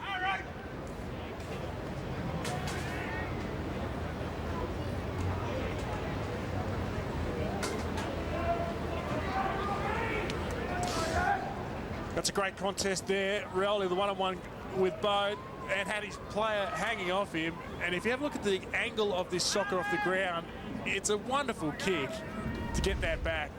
Good stuff. Nice work by Willie Rioli. Cousin Cyril would have been proud of that. Nice work. 16 points. The difference again now for Glenelg. So they get one against the breeze and against the grain. As Proud's pushed off the ball. Wilson goes short. He's not going to travel enough. And Donahue now with a little chip to Brady Dorr, the other 150 gamer. So Brady's been a little quiet today. Has had a lot of opportunities, and he's going to get 25 metres now, which will put him certainly within kicking distance in this breeze. Just encroaching over the mark. Coming up for his 5th disposal, Brady Dorr. First mark today. He had 11 last week. Certainly his best game for the year last week, Case. That was a really outspoken match. A career high 5 goals last week. That one's a little bit of a wobbler and smashed through from behind. So the leg's out by 17, and we're 11 minutes into this third term. Some of his teammates getting a bit more of the footy. Keisha now up to 13 disposals. Panos has had a wonderful game with 13. Balderstone with 12. Dangerous kick in from Glenelg when the mark's been taken by Woolard. Not his best kick off the boot, but it's going to land safely. Taken by Lockie Earl. The touch, so the call was play on. And the Bays work it up to centre wing where the mark's been taken by Jed Redden. They did that well. From full back to centre wing. Now Redden slowing it down. 11.5 minutes played in this third quarter. Glenelg with a win, which would be their 6th of the season, can move to 1 win outside of the top 5. Just 1 win behind Central District, and the last time Glenelg played finals was back in 2011. So, Brett, The question is, who did not play 300 games for the Redlegs? There's some superstar Great names there. Let me help you out, Pickles. I don't think I need it here. One of them played 292 games. I don't think I need it here. I reckon I've got it because Gary McIntosh, I know, did. Yep. He was one of my favourites who I played against. KT, I've heard about his illustrious career over at Fitzroy as well. I know he did. And Michael Aish, the great Michael Aish, was a 300 games. So Phil Gallagher, B. Oh, boom. Lock it in, Pickles. You are spot on, Phil Gallagher. 292 games for the Premiership star. Was that 1978? He and Desi Foster got over the Double Blues. There were two of my favourites there. What a player Michael Aish was. He was just a gentleman. Good work, Red Piglins. Well done. No Mustang for you, though, as Christian Howard. On the other hand, Gary McIntosh, not a gentleman. Very, very tough competitor, Gary McIntosh. You knew when you were tackled by him. This is a kick, comes up to Anthony Wilson and out over the line from disposal. So we're going to see a free kick, and McGinty has been penalised by umpire Phil. Let's have a little look here. Oh, just the left elbow of Anthony Wilson into the pickets. Well, in McGinty's defence there, he was actually trying to pull him up and hold him back. It was the momentum that carried Wilson into the fence, but when he actually hit the fence, you could see McGinty had hold of the jumper and was trying to slow him down a little bit. So that is the law of inertia. 106 kilograms of McGinty trailing him behind you. Very hard to pull that truck up. Anthony Wilson, the opportunity to have a crack at his first goal for the game. Goes in short lead from Louis Johnston. Tougher angle, but he's got him about 20 metres closer. So he's shooting from about 40 out. Tough pocket here, Biggles. This one here, that breeze coming straight over the top of Snout's bar down here. One of the best kicks in the SANFL. For this one here, he has to give it everything. And it'll be a miraculous kick if he gets it. Louis Johnston, 2 goals 3 last week in the win over North Adelaide. His old side pops that out. It's gone long, deep into the pocket. Big stretch mark. Couldn't be taken there. It was a pretty reasonable attempt by Ed Smart out over the line. The setup here as well.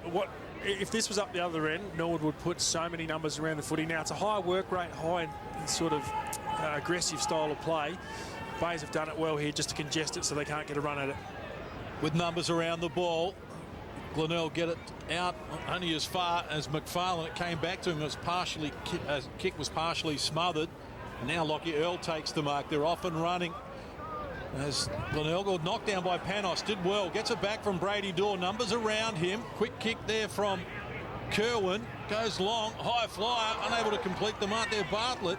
And it's gone to the boot very quickly, but it's another minor score. And Glenelg want to restart quickly as well as they bring it out. And Johansson in traffic. Dances around a couple of would-be tacklers. Needs to be precise. Coughs it up here. Chance for Jake Pittman to jam it onto the boot, going back. And again, another minor score. They're peppering the goals here, Norwood, but not getting the majors. Joseph for the restart. We're out to 19 points. Game high lead has been 23. Jeffries again. Kick from Kerwin. Just manufactures that, looking for Johnston, but it's going to be another opportunity for Glenelg to bring it in. And look at those inside 50s now, 32-26 in favour of Norwood. Of course, they have the breeze in this term. So, as John Casey said moments ago, they're peppering away at the goal front, but they just can't close the deal. Kick comes down, mark couldn't be completed there by Redden. Handball given, quick kick out as well, and another tackle holding the ball in. Haasma, his kick was ineffective, had plenty of it though. He's had 20 touches for the game. He leads all comers at the moment. 16 and a bit minutes played in the third quarter. Aim on a knife's edge. Redlegs have led exclusively, but still certainly up for grabs. And just going back to our trivia, Brett. Rhett, you mentioned Phil Gallagher, 292 games, four-time premiership player. So the fact that he didn't get to 300 probably doesn't bother him too much with 4 premierships. Michael Aish, 307 games. And Gary McIntosh, the club record holder, 371. So Keith Thomas, he played 304. So some great names there. Wonderful players in an era where the Red Leagues were just feared. The clashes they used to have with the Double Blues in the 80s. Certainly a memorable era and one to look back on for the oldies. Your vintage case. Well, there's Norwood getting out of the danger zone, and it's wide open ahead of them. Pistol Peter Pertznos with a lot of pace, as Rhett Bigland's told us earlier, latches onto it. Now getting into his back is Willard. Fans were holding the ball. The umpire's not going to give it to them. Do they what? They've gone up a notch in volume here in the grandstand down at Glenelg. Drag that ball back in. He definitely dragged that ball back in. That's why they're so angry, the Tiger Army. Wilson works his way through traffic from 30 out, pops it up, and that is going to make the Glenelg coaching box ropeable. What a goal. Anthony Wilson with a celebration after he kicked it in heavy traffic. Pretty quiet today, but his balance and speed at full tilt there. Just 9 disposals, but that goal there to shake and bake and then get a bit of flight through it and a nice little windmill celebration out here in the pocket.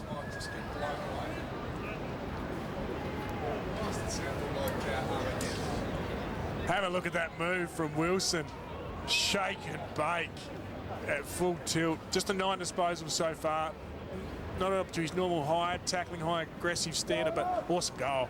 Because, of course, moments before that, there was the ball up, and there were 5 people in the Glenelg coaching box. They all went up in unison because they thought there was a free kick from the restart. Terrific work by Norwood. Suddenly, they're out by a game-high 25 points.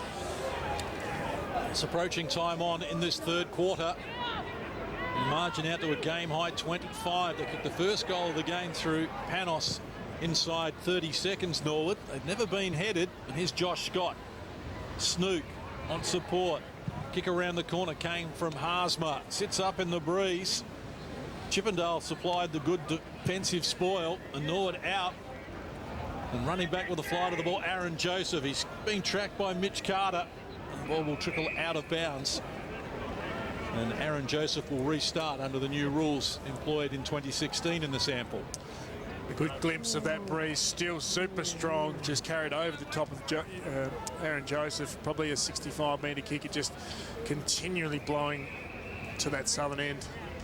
We'll be heading to the Adelaide Oval after this game to watch Port Adelaide take on GWS and try and keep their slim finals hopes alive. Biggles, in this game right now, the breeze has really picked up, so it's going to be at the back of Glenelg during this final term. How close do they need to be at three-quarter time in your mind? Well, at the moment, that they need to ping 2 more goals as we hit the 20-minute mark in this third term. They need 2 more to be in touch, and it's not out of question as well because they've actually been pretty reasonable going towards the Kernahan end. Well, Norwood kicked 5 goals to 1 in the last quarter in the reserves to win the game against Glenelg. So they're hoping that they can do exactly that. The Bays here in the seniors. That was a battle between second and third on the reserves ladder. It was a terrific scrap.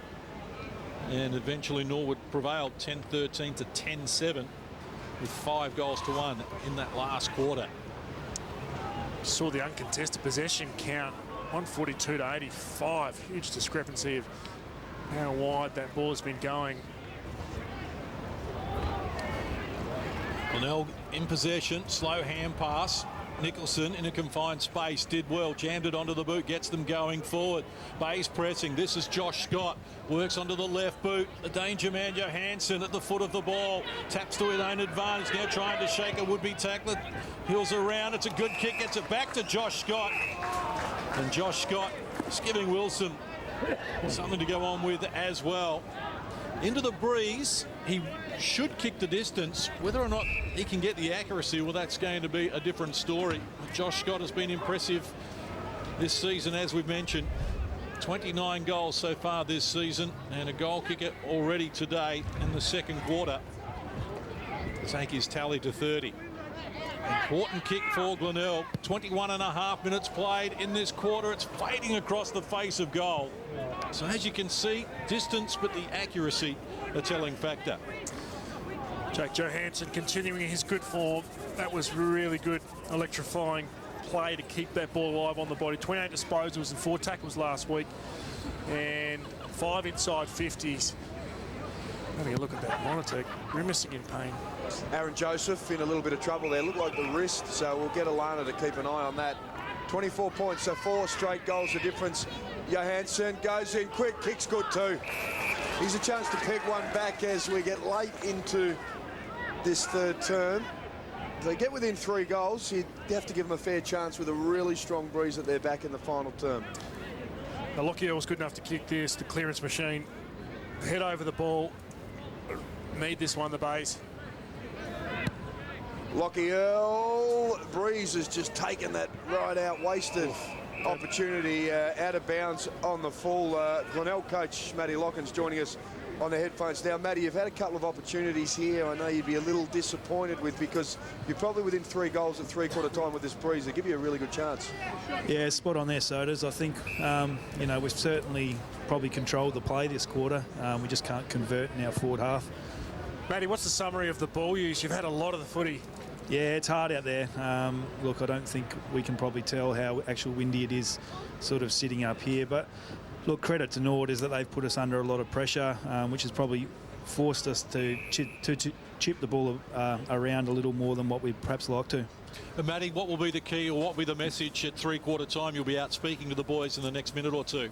Yeah, look, we just got to roll the dice. We've got to get back onto our terms, get the ball into guys like Jake Johansson, Christian Howard, Willie Rioli's hands, and play the style of footy we want and take some risks in this last quarter. Good on you, Matty. Good luck with the final term. Thanks so much for joining us. Thanks, guys. There's Matty Locken, the coach of Glenelg. Wonderful access too. We really appreciate both sides giving us a little insight inside the coaching box there. And just looking at the difference in possession right now, 78 possessions more for Glenelg. And you heard Matty say, Norwood, the pressure of them just forcing the ball to be chipped around. This time, chipped nicely across from Agnew to Scharenberg. They need to keep things moving. He's conceded some ground from Johansson, and he goes out wide. So Glenelg just holding on to the football, racking up the stats continually. With McFarlane at half-back. Can they pinch one? 24 minutes gone in this third term. 24 points down. He goes down the line. It's a long kick. Up, contested ball. Josh Scott over the back of McGinty. Couldn't take it. Comes back down. McFarlane with a big fly, but Keisha, strong body, sits under the ball, takes it, misses the target of Brady Dorr, comes back on it, gets a call from Louis Johnston. He's normally good in front of the goals, just goes out to Bartlett. Bartlett kicked 6 points last week. Kicks another one now. That's not giving up on the chase. I heard Matty Loken talk about Johansson and how much they needed to get him involved, and he's worked hard in this defensive half as well. He chased him down and didn't give up, didn't let him have the easy goal, put enough pressure on him to spray it. Could be the Matt game changer, Rep, because certainly Bartlett there had multiple options in terms of teammates who wanted the ball rather than him spraying one toward goal, and it was the tackle that forced the error. If they kicked a goal there, they're out to a 5-goal advantage going into the final quarter, and as it stands, it's going to be 25 points at the moment, and the door just slightly open for Glenelg here. Going forward again, the Redlegs. Mark has been taken down low by Ed Smart. As you can see, has come off second best with the rearranged Guernsey after a minor scuffle, and there's been quite a few of those today between these combatants. He sets it up to the top of the goal square. Brady Dorr hasn't been cited a lot today after starring last week. Persinos missed Bartlett with a handball, coming the other way strongly. Terry Malera crashes into Bartlett, and he's done well to get back to his feet. Great contest. Took the ball in. Malera lined him up. Had a caught calf. Didn't back down. And that's a wonderful contest at the footy. Bartlett sucking him in. Panos with a quick hurried kick is going to go out in the full. Good to see Bartlett just straight up as quickly as he could. Lana Smith down there as well. Have to keep an eye on the captain. He's got an ice pack now on that wrist. See if she can dig up some information on exactly what happened down there. Aaron Joseph. Nicholson from the pocket. Max Proud with a fly on there. Ed Smart getting amongst it just with that jumper, just torn open a little bit, Red Bigland style, just showing the ample pectoral, which he liked to do when he was getting around the Eagles jumper at Woodville Oval. Any ruffling yesterday out of Anglevale, or just ruffling of bad haircuts? There was one on the footage. It was a mohawk with a red tinge to it, Soda. Yeah, that bloke's nickname was Rooster. It was just a heavy red dye. Rather appropriate. Who'd have thought? bare sort of comb on the top of the head by the young man. A couple of really good yogis out there on the footage at the Old Vale. Plenty of market gardens out there and some good footy players too. The siren imminent here at Glenelg Stadium. Three-quarter time approaching. It's Norwood by 25 points. I'd like to get another just before the siren. Rookie tackled without it. Now goes back and takes control. Umpire will come in once more. So they're pressing here, the Redlegs, just looking for another goal just prior to three-quarter time. Glenelg hanging on. Johnston, third man up, hit the ground hard as well and has given away the free kick, just getting into the back of his opponent. They set that up well, Norwood, in regards to creating the space on the offensive side. He just didn't execute it, Louis Johnston, in the end, because if he had got the hit out to advantage out of that open space, they were off. But McGinty sitting underneath it, copped a knee in the back and a free kick. Goes to the wing. Giorgio read it better than anyone and takes the mark. The back of the pack. Centres the ball, rookie the target, and they've somehow found it against good opposition from Carl Nicholson. Nicholson comes back for more though, tackled by a rookie, ball spills free, picked up by McFarlane. Glenelg out of the danger zone and going forward. Max Proud, not his best effort, dribbles it forward. Taken there by Reinbrecht, the former Norwood player, and siren sounds in the background. Been an entertaining contest so far, and with 1 quarter to play, it's the Redlegs with a 25-point advantage, but Glenelg to come home with the breeze. We'll have the final quarter for you from Glenelg Stadium right after this. Out there, we make snap decisions all the time. Whether it's choosing to play on Or choosing to take that game-winning snap. Or just trying to read the bounce of this. you have to be ready for anything. And keep a clear mind. It's the same on the road. Too many road fatalities are due to driver error. You can't control everything. But you can be ready for anything. So keep a clear mind. Don't drink and drive. Live to play another day.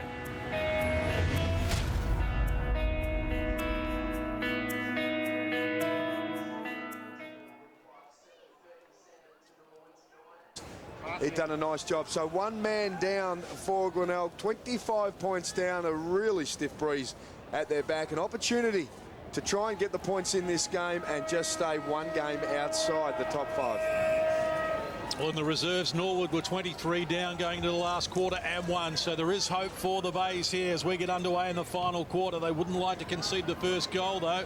Norwood get the ball out wide. Wilson tracking it back. He's a live wire. Takes on Jake Johansson. Appeared to be out of bounds. Boundary umpire didn't see it that way.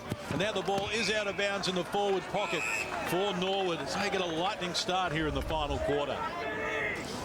And you look on the replay here, Anthony Wilson at full tilt. Johansson believed it was out.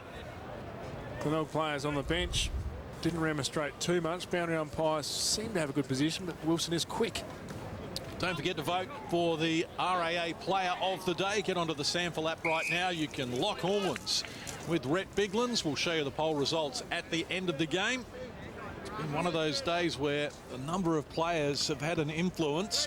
The game winner could still be to come.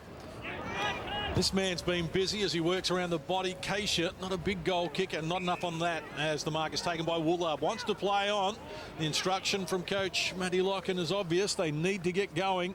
They've kicked only 5 goals in the game so far, and they're going to have to kick another 5, you would think, to win.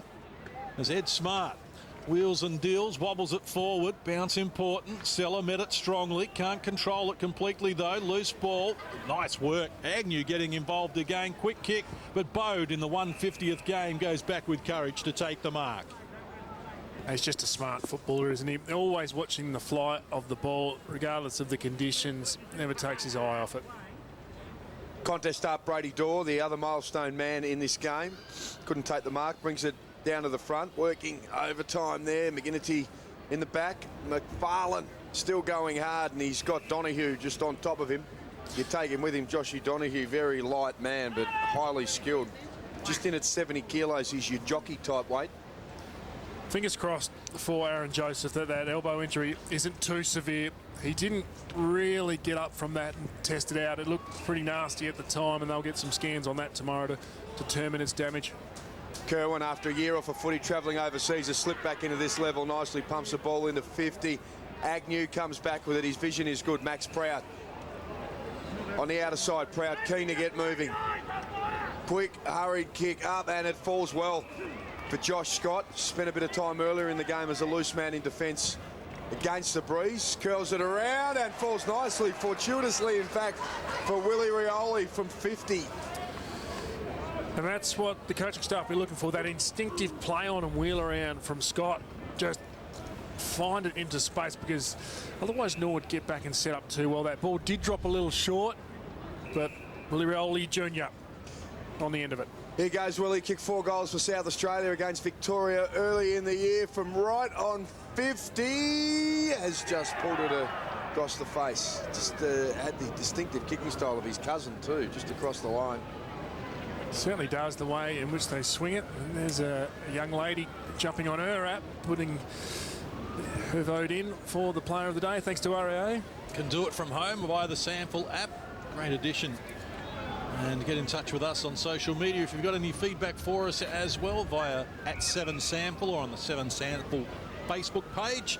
And there are the hashtags for you, Bay's Legs or #SANFL. Certainly take any feedback, whether it be on John Casey's sideburns or Mark Soderstrom's lack of football talent yesterday at Anglevale. And even the game that we're at, if you prefer. Absolutely. I would. Don't be afraid to stay with the script and talk about the Bays and the Redlegs. Absolutely. Almost 4 minutes played here in this final quarter. And you saw during the interview with Matty Locken and Alana Smith in the background, it was a very dark sky looking up to the hills. Well, partially hidden by rain and cloud at the moment. Levicki, good tackle. He's been strong today, Pat Levicki. Yeah, he's been good, as well as last week with his 21 disposals. With most marks on the ground last week for the Roosters out at Cooper Stadium, and also a goal kick out today. Reasonable again. Good player, Pat Levicki. He had a couple of injury concerns earlier in the season. He's got over the top of those, and look, he's been a terrific asset to them across half-back. He was mentored by Kieran McGuinness before the great premiership captain headed over to Melbourne to do some work with Carlton. But Pat Levicki, over the calf and back problems that have troubled him earlier, and you could expect him to be a long-term centre half-back for the Redlegs. As ball picked up and just taken out over the line is Josh Woodall. Pretty much the way this game started on the outer side. Disposal count still heavily in favour of Glenelg, as well as the uncontested possessions.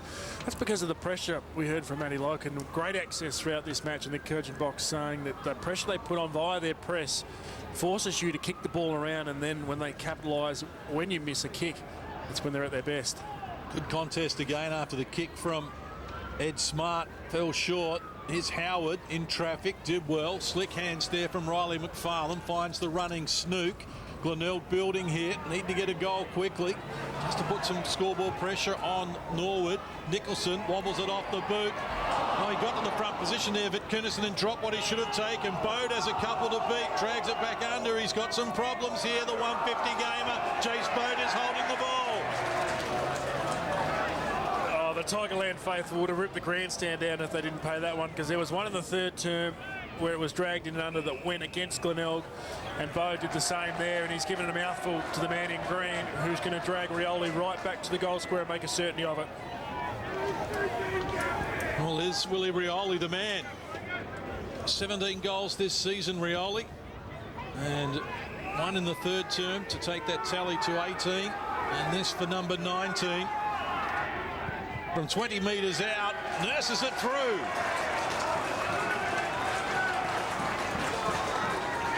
Much needed goal for Glenelg. That holding the ball decision was certainly there. The pressure that they need from the forward line, their small forwards, Sumner out of the side today with that suspension after he headbutted Keith in round 16, but their small forwards up there to create that pressure and that intensity around the Norwood defence causes the spill, the turnovers and the stoppages, so that's what they need.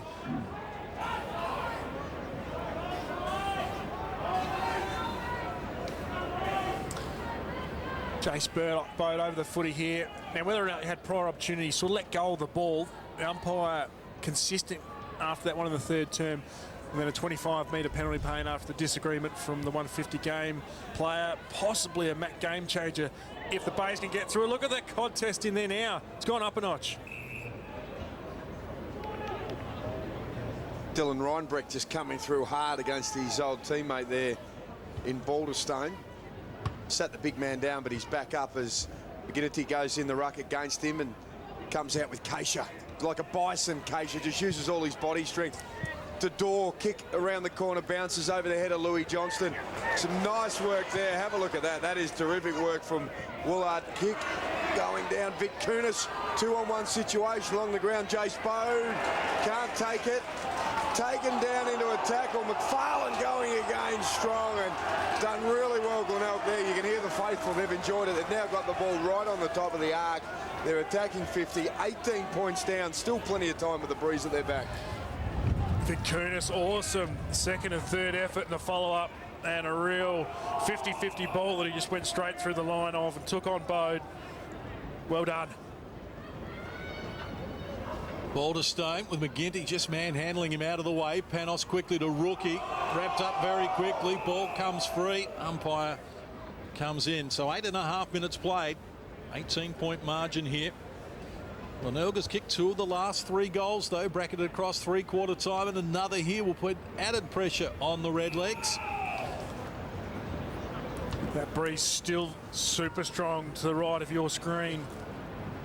We know that if there's any marks taken around that 50-metre arc, you're a good shot on goal. It's a very willing contest, as it has been all day. Panos in over the top there. Norwood have only won 4 games this season. They beat Port Adelaide by 25 in round 1. And they beat Glenelg at home in round 4. Beat West Adelaide at home in round 9. And last week against North Adelaide. In fact, Norwood hasn't won on the road since June last year. They've lost their last 9 games away from Cooper Stadium. So they're trying to break that drought here.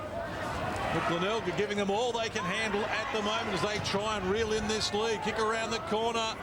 Pressure again on the Norwood defence. Ball spills free. Riley McFarlane bringing it back. It's a miracle kick. Oh, just not enough. A minor score. They're pressing the base. They're getting in and under at the contest now. So they're kicking down the line and they're finding the right crumbing spot, not getting past the ball. Riley McFarlane there. Could have been an amazing goal. 28 disposals last week, in and under midfield. Has a great goal sense. He's had a terrific season so far. Riley McFarlane, one of the most improved players in the competition, and just for a second, that looked likely, but it wasn't what we saw from Benny Hansen at Peter Motley Oval a month or so ago. Chance for Webber, handball, McGinty, good. Glenelg back into action, tried a little underballer to Snook, couldn't get it. This is Ed Smart now. Runs hard, gives it over to Carter, Keisha. Norwood through Donahue from outside 50, pops it up. Nicholson holds his position well against Wilson, brings it to the front. This is a kick from Johnston, just got it. Seller paddles it in front. He's done well, the big man. Over the top to Snook, releases to Howard. Handball here now, they're on their way. Proud got into that as well, and mark taken by Scott. Defence worked it. Persistence was good. Scott, long. Vitkunis is out of it. Chippendale going back. Reads it well. Reinbrecht at him as well. Covered by Rioli. Terrific work against Kerwin. Rioli almost was out with it, but Andrew Kerwin able to take it out over the line. The umpire's going to throw it in. Great footy. Reinbrecht the first of them. And now he's played a free kick. Well, he did that well, Rioli. Milked it very well. Drew the free kick. Just a push and shove after the boundary. The boundary umpire was coming in. So a chance for Willie Rioli. He's been a danger man. This would take a miraculous effort from the boundary line where the 50-metre arc meets. And a whistle off the ball here. He's kicked the goal. And it's all clear. An unbelievable goal by Willie Rioli. And here come the Bays. Oh my word, that's a wonderful kick. And he knew exactly what he was doing. There was no fluke in that whatsoever, because he lined that up and put that to a position where his foot through the ball would give the ball enough penetration, and then the wind would just take that through. Now, a free kick was played to Scott on the lead out, but it didn't matter because that kick there was just incredible.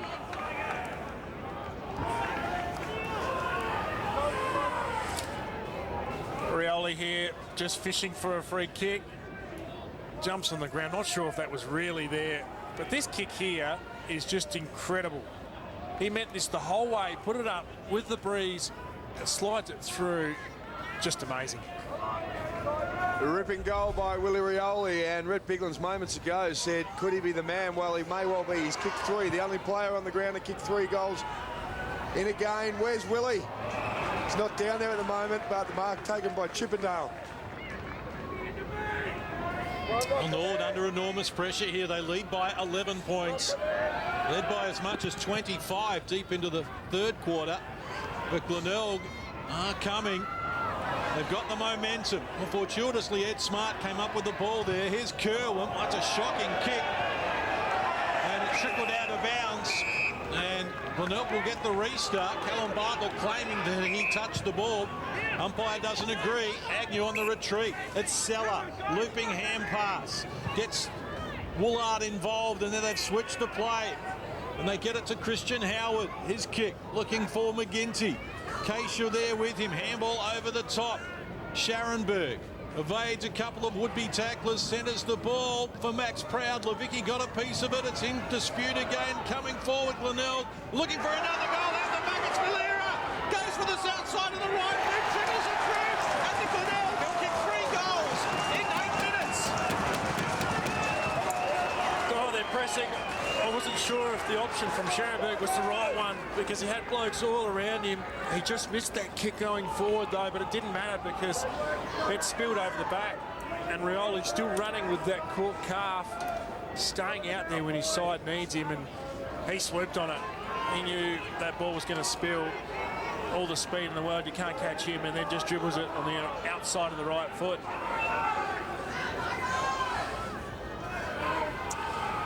Have a look at that little check on the right foot.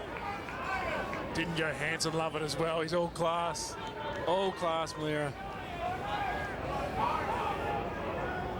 Have a look at this from the umpire's hat. Just on the outside of the foot. Magnificent. They've added 3 goals too in this term with the breeze at their backs. They are now within 5 points after trailing by 25. And we're only 15 minutes gone, so there is a heap of time left in this clash. If the bays are good enough. Nicholson goes high. Proud tries to get under it. Mark not completed. Webber give to Keisha. Just muscles the ball out to Panos, to Jeffries. Just a little slip and slide, then puts a high one up. Personos flies, comes down here. Chance for Woolard, taken down in a tackle by the second gamer. Little Jake Pittman there. There is a couple of boys. Well, Matty Locken looked just a little more relaxed at this moment than Ben Warren. Smothered kick. Jonty Scharenberg on the bottom. They just try to farm it out to Pittman. He gets a little hurried one into 50. Bounce doesn't favour anyone from Glenelg at all. Personos, a little P-man. He's kicked a couple of goals. He wheels around left foot. Seller going back. He's got Callum Bartlett with him out. Well done, James Seller. Great pressure all over the park now. No easy kicks. And the kick in, another one which is under pressure, in dispute. Here's Carter, the rookie, just his second game, did well to get it back to the advantage of Donahue. He needs help as well. Chippendale provides that, but wrapped up in the tackle by Riley McFarlane. Well, this game is still on a knife's edge, and remembering a win for Glenelg keeps their slim finals hopes alive as well. They've kicked only 3 goals in this quarter and 4 of the last 5, Glenelg. With the breeze, they're coming home strongly. They work their way out of a danger situation there. Chippendale. Oh, been very good today, Michael Chippendale. Mark number 7, just the 8 disposals. A really steadying influence across half-back for Norwood. Kick not the best. Off the side of the boot, lands on the chest there. Mavorick McGinty. The last goal for the Bays, the big rush, Ruckman and McGinty pushed wide to the outer side. Now he's running on empty, but he provided the option, the big man, and worked his opponent over. And have a look at Chippendale again. Contested mark. Sensational grab for his 8th. He's dynamic in the air, Chippendale. He's as good as anyone at it in the competition at chopping it off at half-back. He'll always back his judgment. 99.9% of the time he's right. Down the line. Big stretch from the 150-gamer. Brady Dawg coming alive here. 5 goals last week against North Adelaide. Can he stand up in this important game for himself? Give Norwood the chance. They lead by a goal. Kicks a good one. Contest up. Fly was Agnew. Smashed it down. Christian Howard steady in defence on the left foot. Wonderful vision. Here's Jake Harsma. Started the game like a firecracker. Goes in. Ziggy Fitkunis, the former double blue, at half-back. He wants to get things moving quickly. Don't allow the Redlegs to get back. What he'd be thinking. But Levicki, it's like the apprentice to Chippendale. Uses his judgment well. Takes it in front of Rioli. Well, they're under enormous pressure here, Norwood.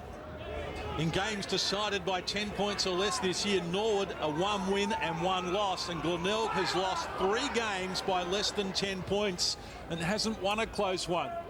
Maybe they're overdue. Here's Johnston taking the mark, called the play on. Handball on the retreat as he got Jeffries involved. Quickly onto the boot. Wilson lurking dangerously. Ball hits the carpet. Nice strong tackle applied as well. And we'll have a ball up. Approaching the 19-minute mark of this final quarter. Not much that Matty Locken and Ben Warren can do now. As Dorr does the ruck work. First to it, Jake Pittman on hands and knees. Well done from Dylan Ryanbreck as well. That contest in the air, if he didn't go, Wilson was going to snap that one up. And we know how hard he tackles, but that contest in the air was great. Ryan Breck with 12 tackles today. That one laid by Jake Pittman.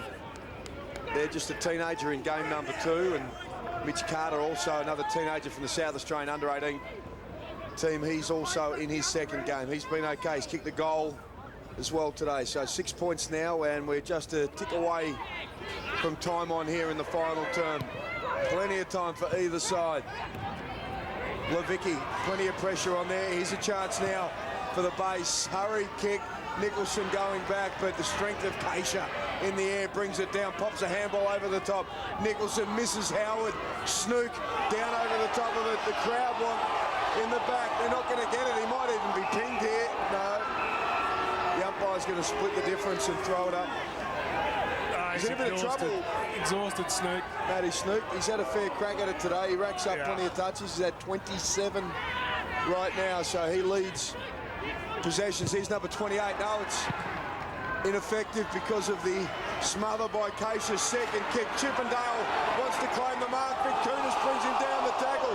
Boat's gone down just at the crucial time. Chippendale's taken down high by Fitkunis. It's going to be a free kick to the big chipper.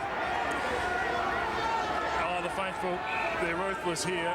29 free kicks to Glenelg, 20 to the Redlegs. Now this man here, Chippendale, I reckon he might have taken the mark before. He's been awesome. Drives long into the breeze, looking for Balderstone, who got a fist on it. Loose ball, Panos, then wrapped up by McGinty. Ball spills free. Agnew, tackled by Ed Smart, caught him strongly, and we'll need the umpire again.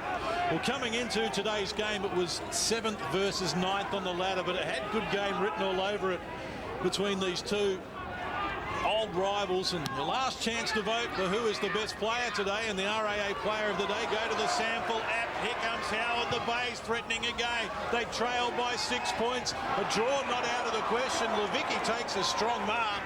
Gets something to go on with from Josh Scott as well. The defence is holding up, but they'll still got some defending to do. Balderstone attacks it well. Up high. Smart applies the tackle. Could have been high. It spills to Wilson. Wants to go long. Into the pocket.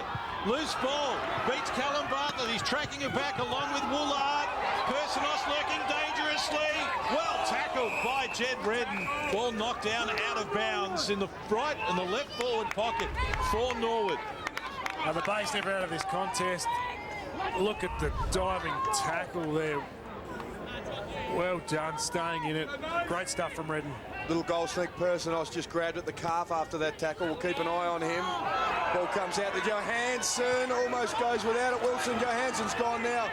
Inside the handball. Works okay at the moment. One over the top. Balderstone with it lets fly with the left foot out of bounds on the full. 6 points.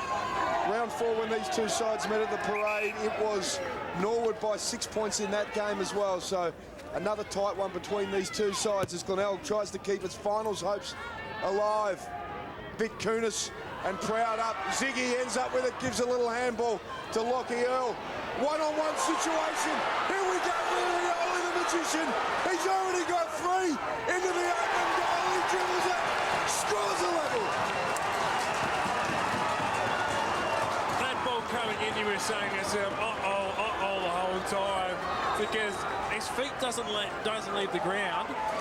He stabilises himself, keeps his eye on the footy, has touch feel on his opponent, and then lets it dribble over the back. As soon as he got the nice little bounce over the back, Rioli magic kicks in. Speed, balance, poise, dribbles along the ground, and kicks his 4th.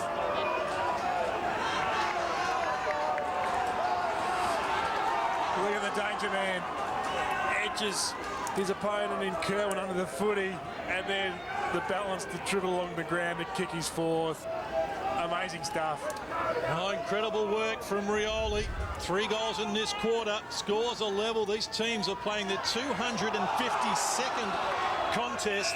They've only ever had 1 draw, these teams, and it was back in 1964 at Coopers Stadium. So they've never drawn here at the Bay.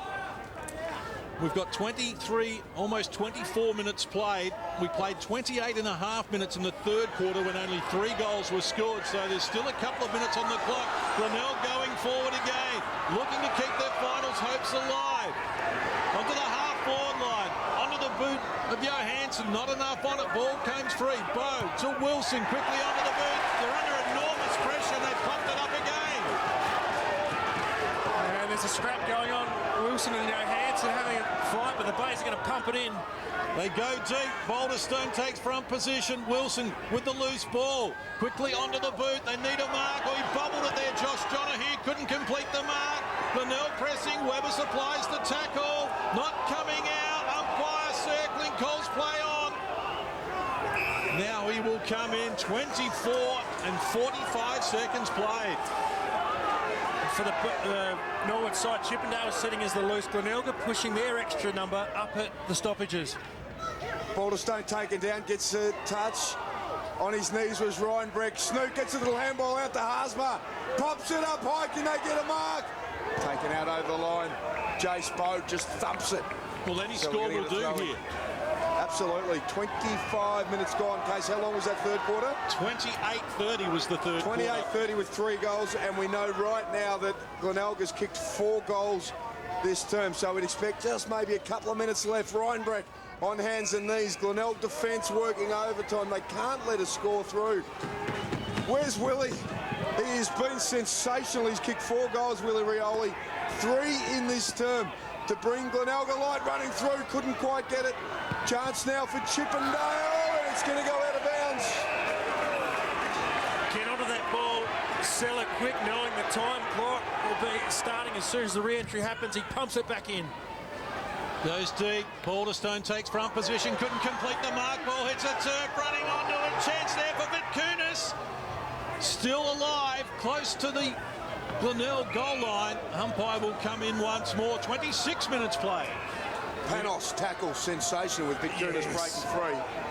Great stuff. Any score will do. Look for a big punch to get it over the line. Any 3rd man up. McGinty taps it toward the line. Is Johansson taken down by Wilson. Ball is loose. Comes out toward the boundary line. Escorted over there by Ben Jeffries. And we'll have a boundary throw in. Got to be smart in your tackling here if you're a Norwood player. Get in under, no free kicks, be disciplined, all the training that you do in pre-season. Boulderstone, front position, wins a tap. Was chucked there by Lockie Earl. Glenelg fans want to hold him the ball against Norwood. He's going to get it! Holding the ball, called against the Redlegs. A chance for Glenelg to take the lead for the first time in the game. And who is it? Case on the bottom of the pack, and it's that man, Willie Rioli. He wants it. Johansson's going to take the kick. There were about 3 Glenelg players who were all over him. He's drawing it off for Rioli. No sense of theatre. Give it to Willie. There it is. Just hand it over to the man. 4 goals today, Willie Rioli, including 3 here in this last quarter. The rain starts to tumble down.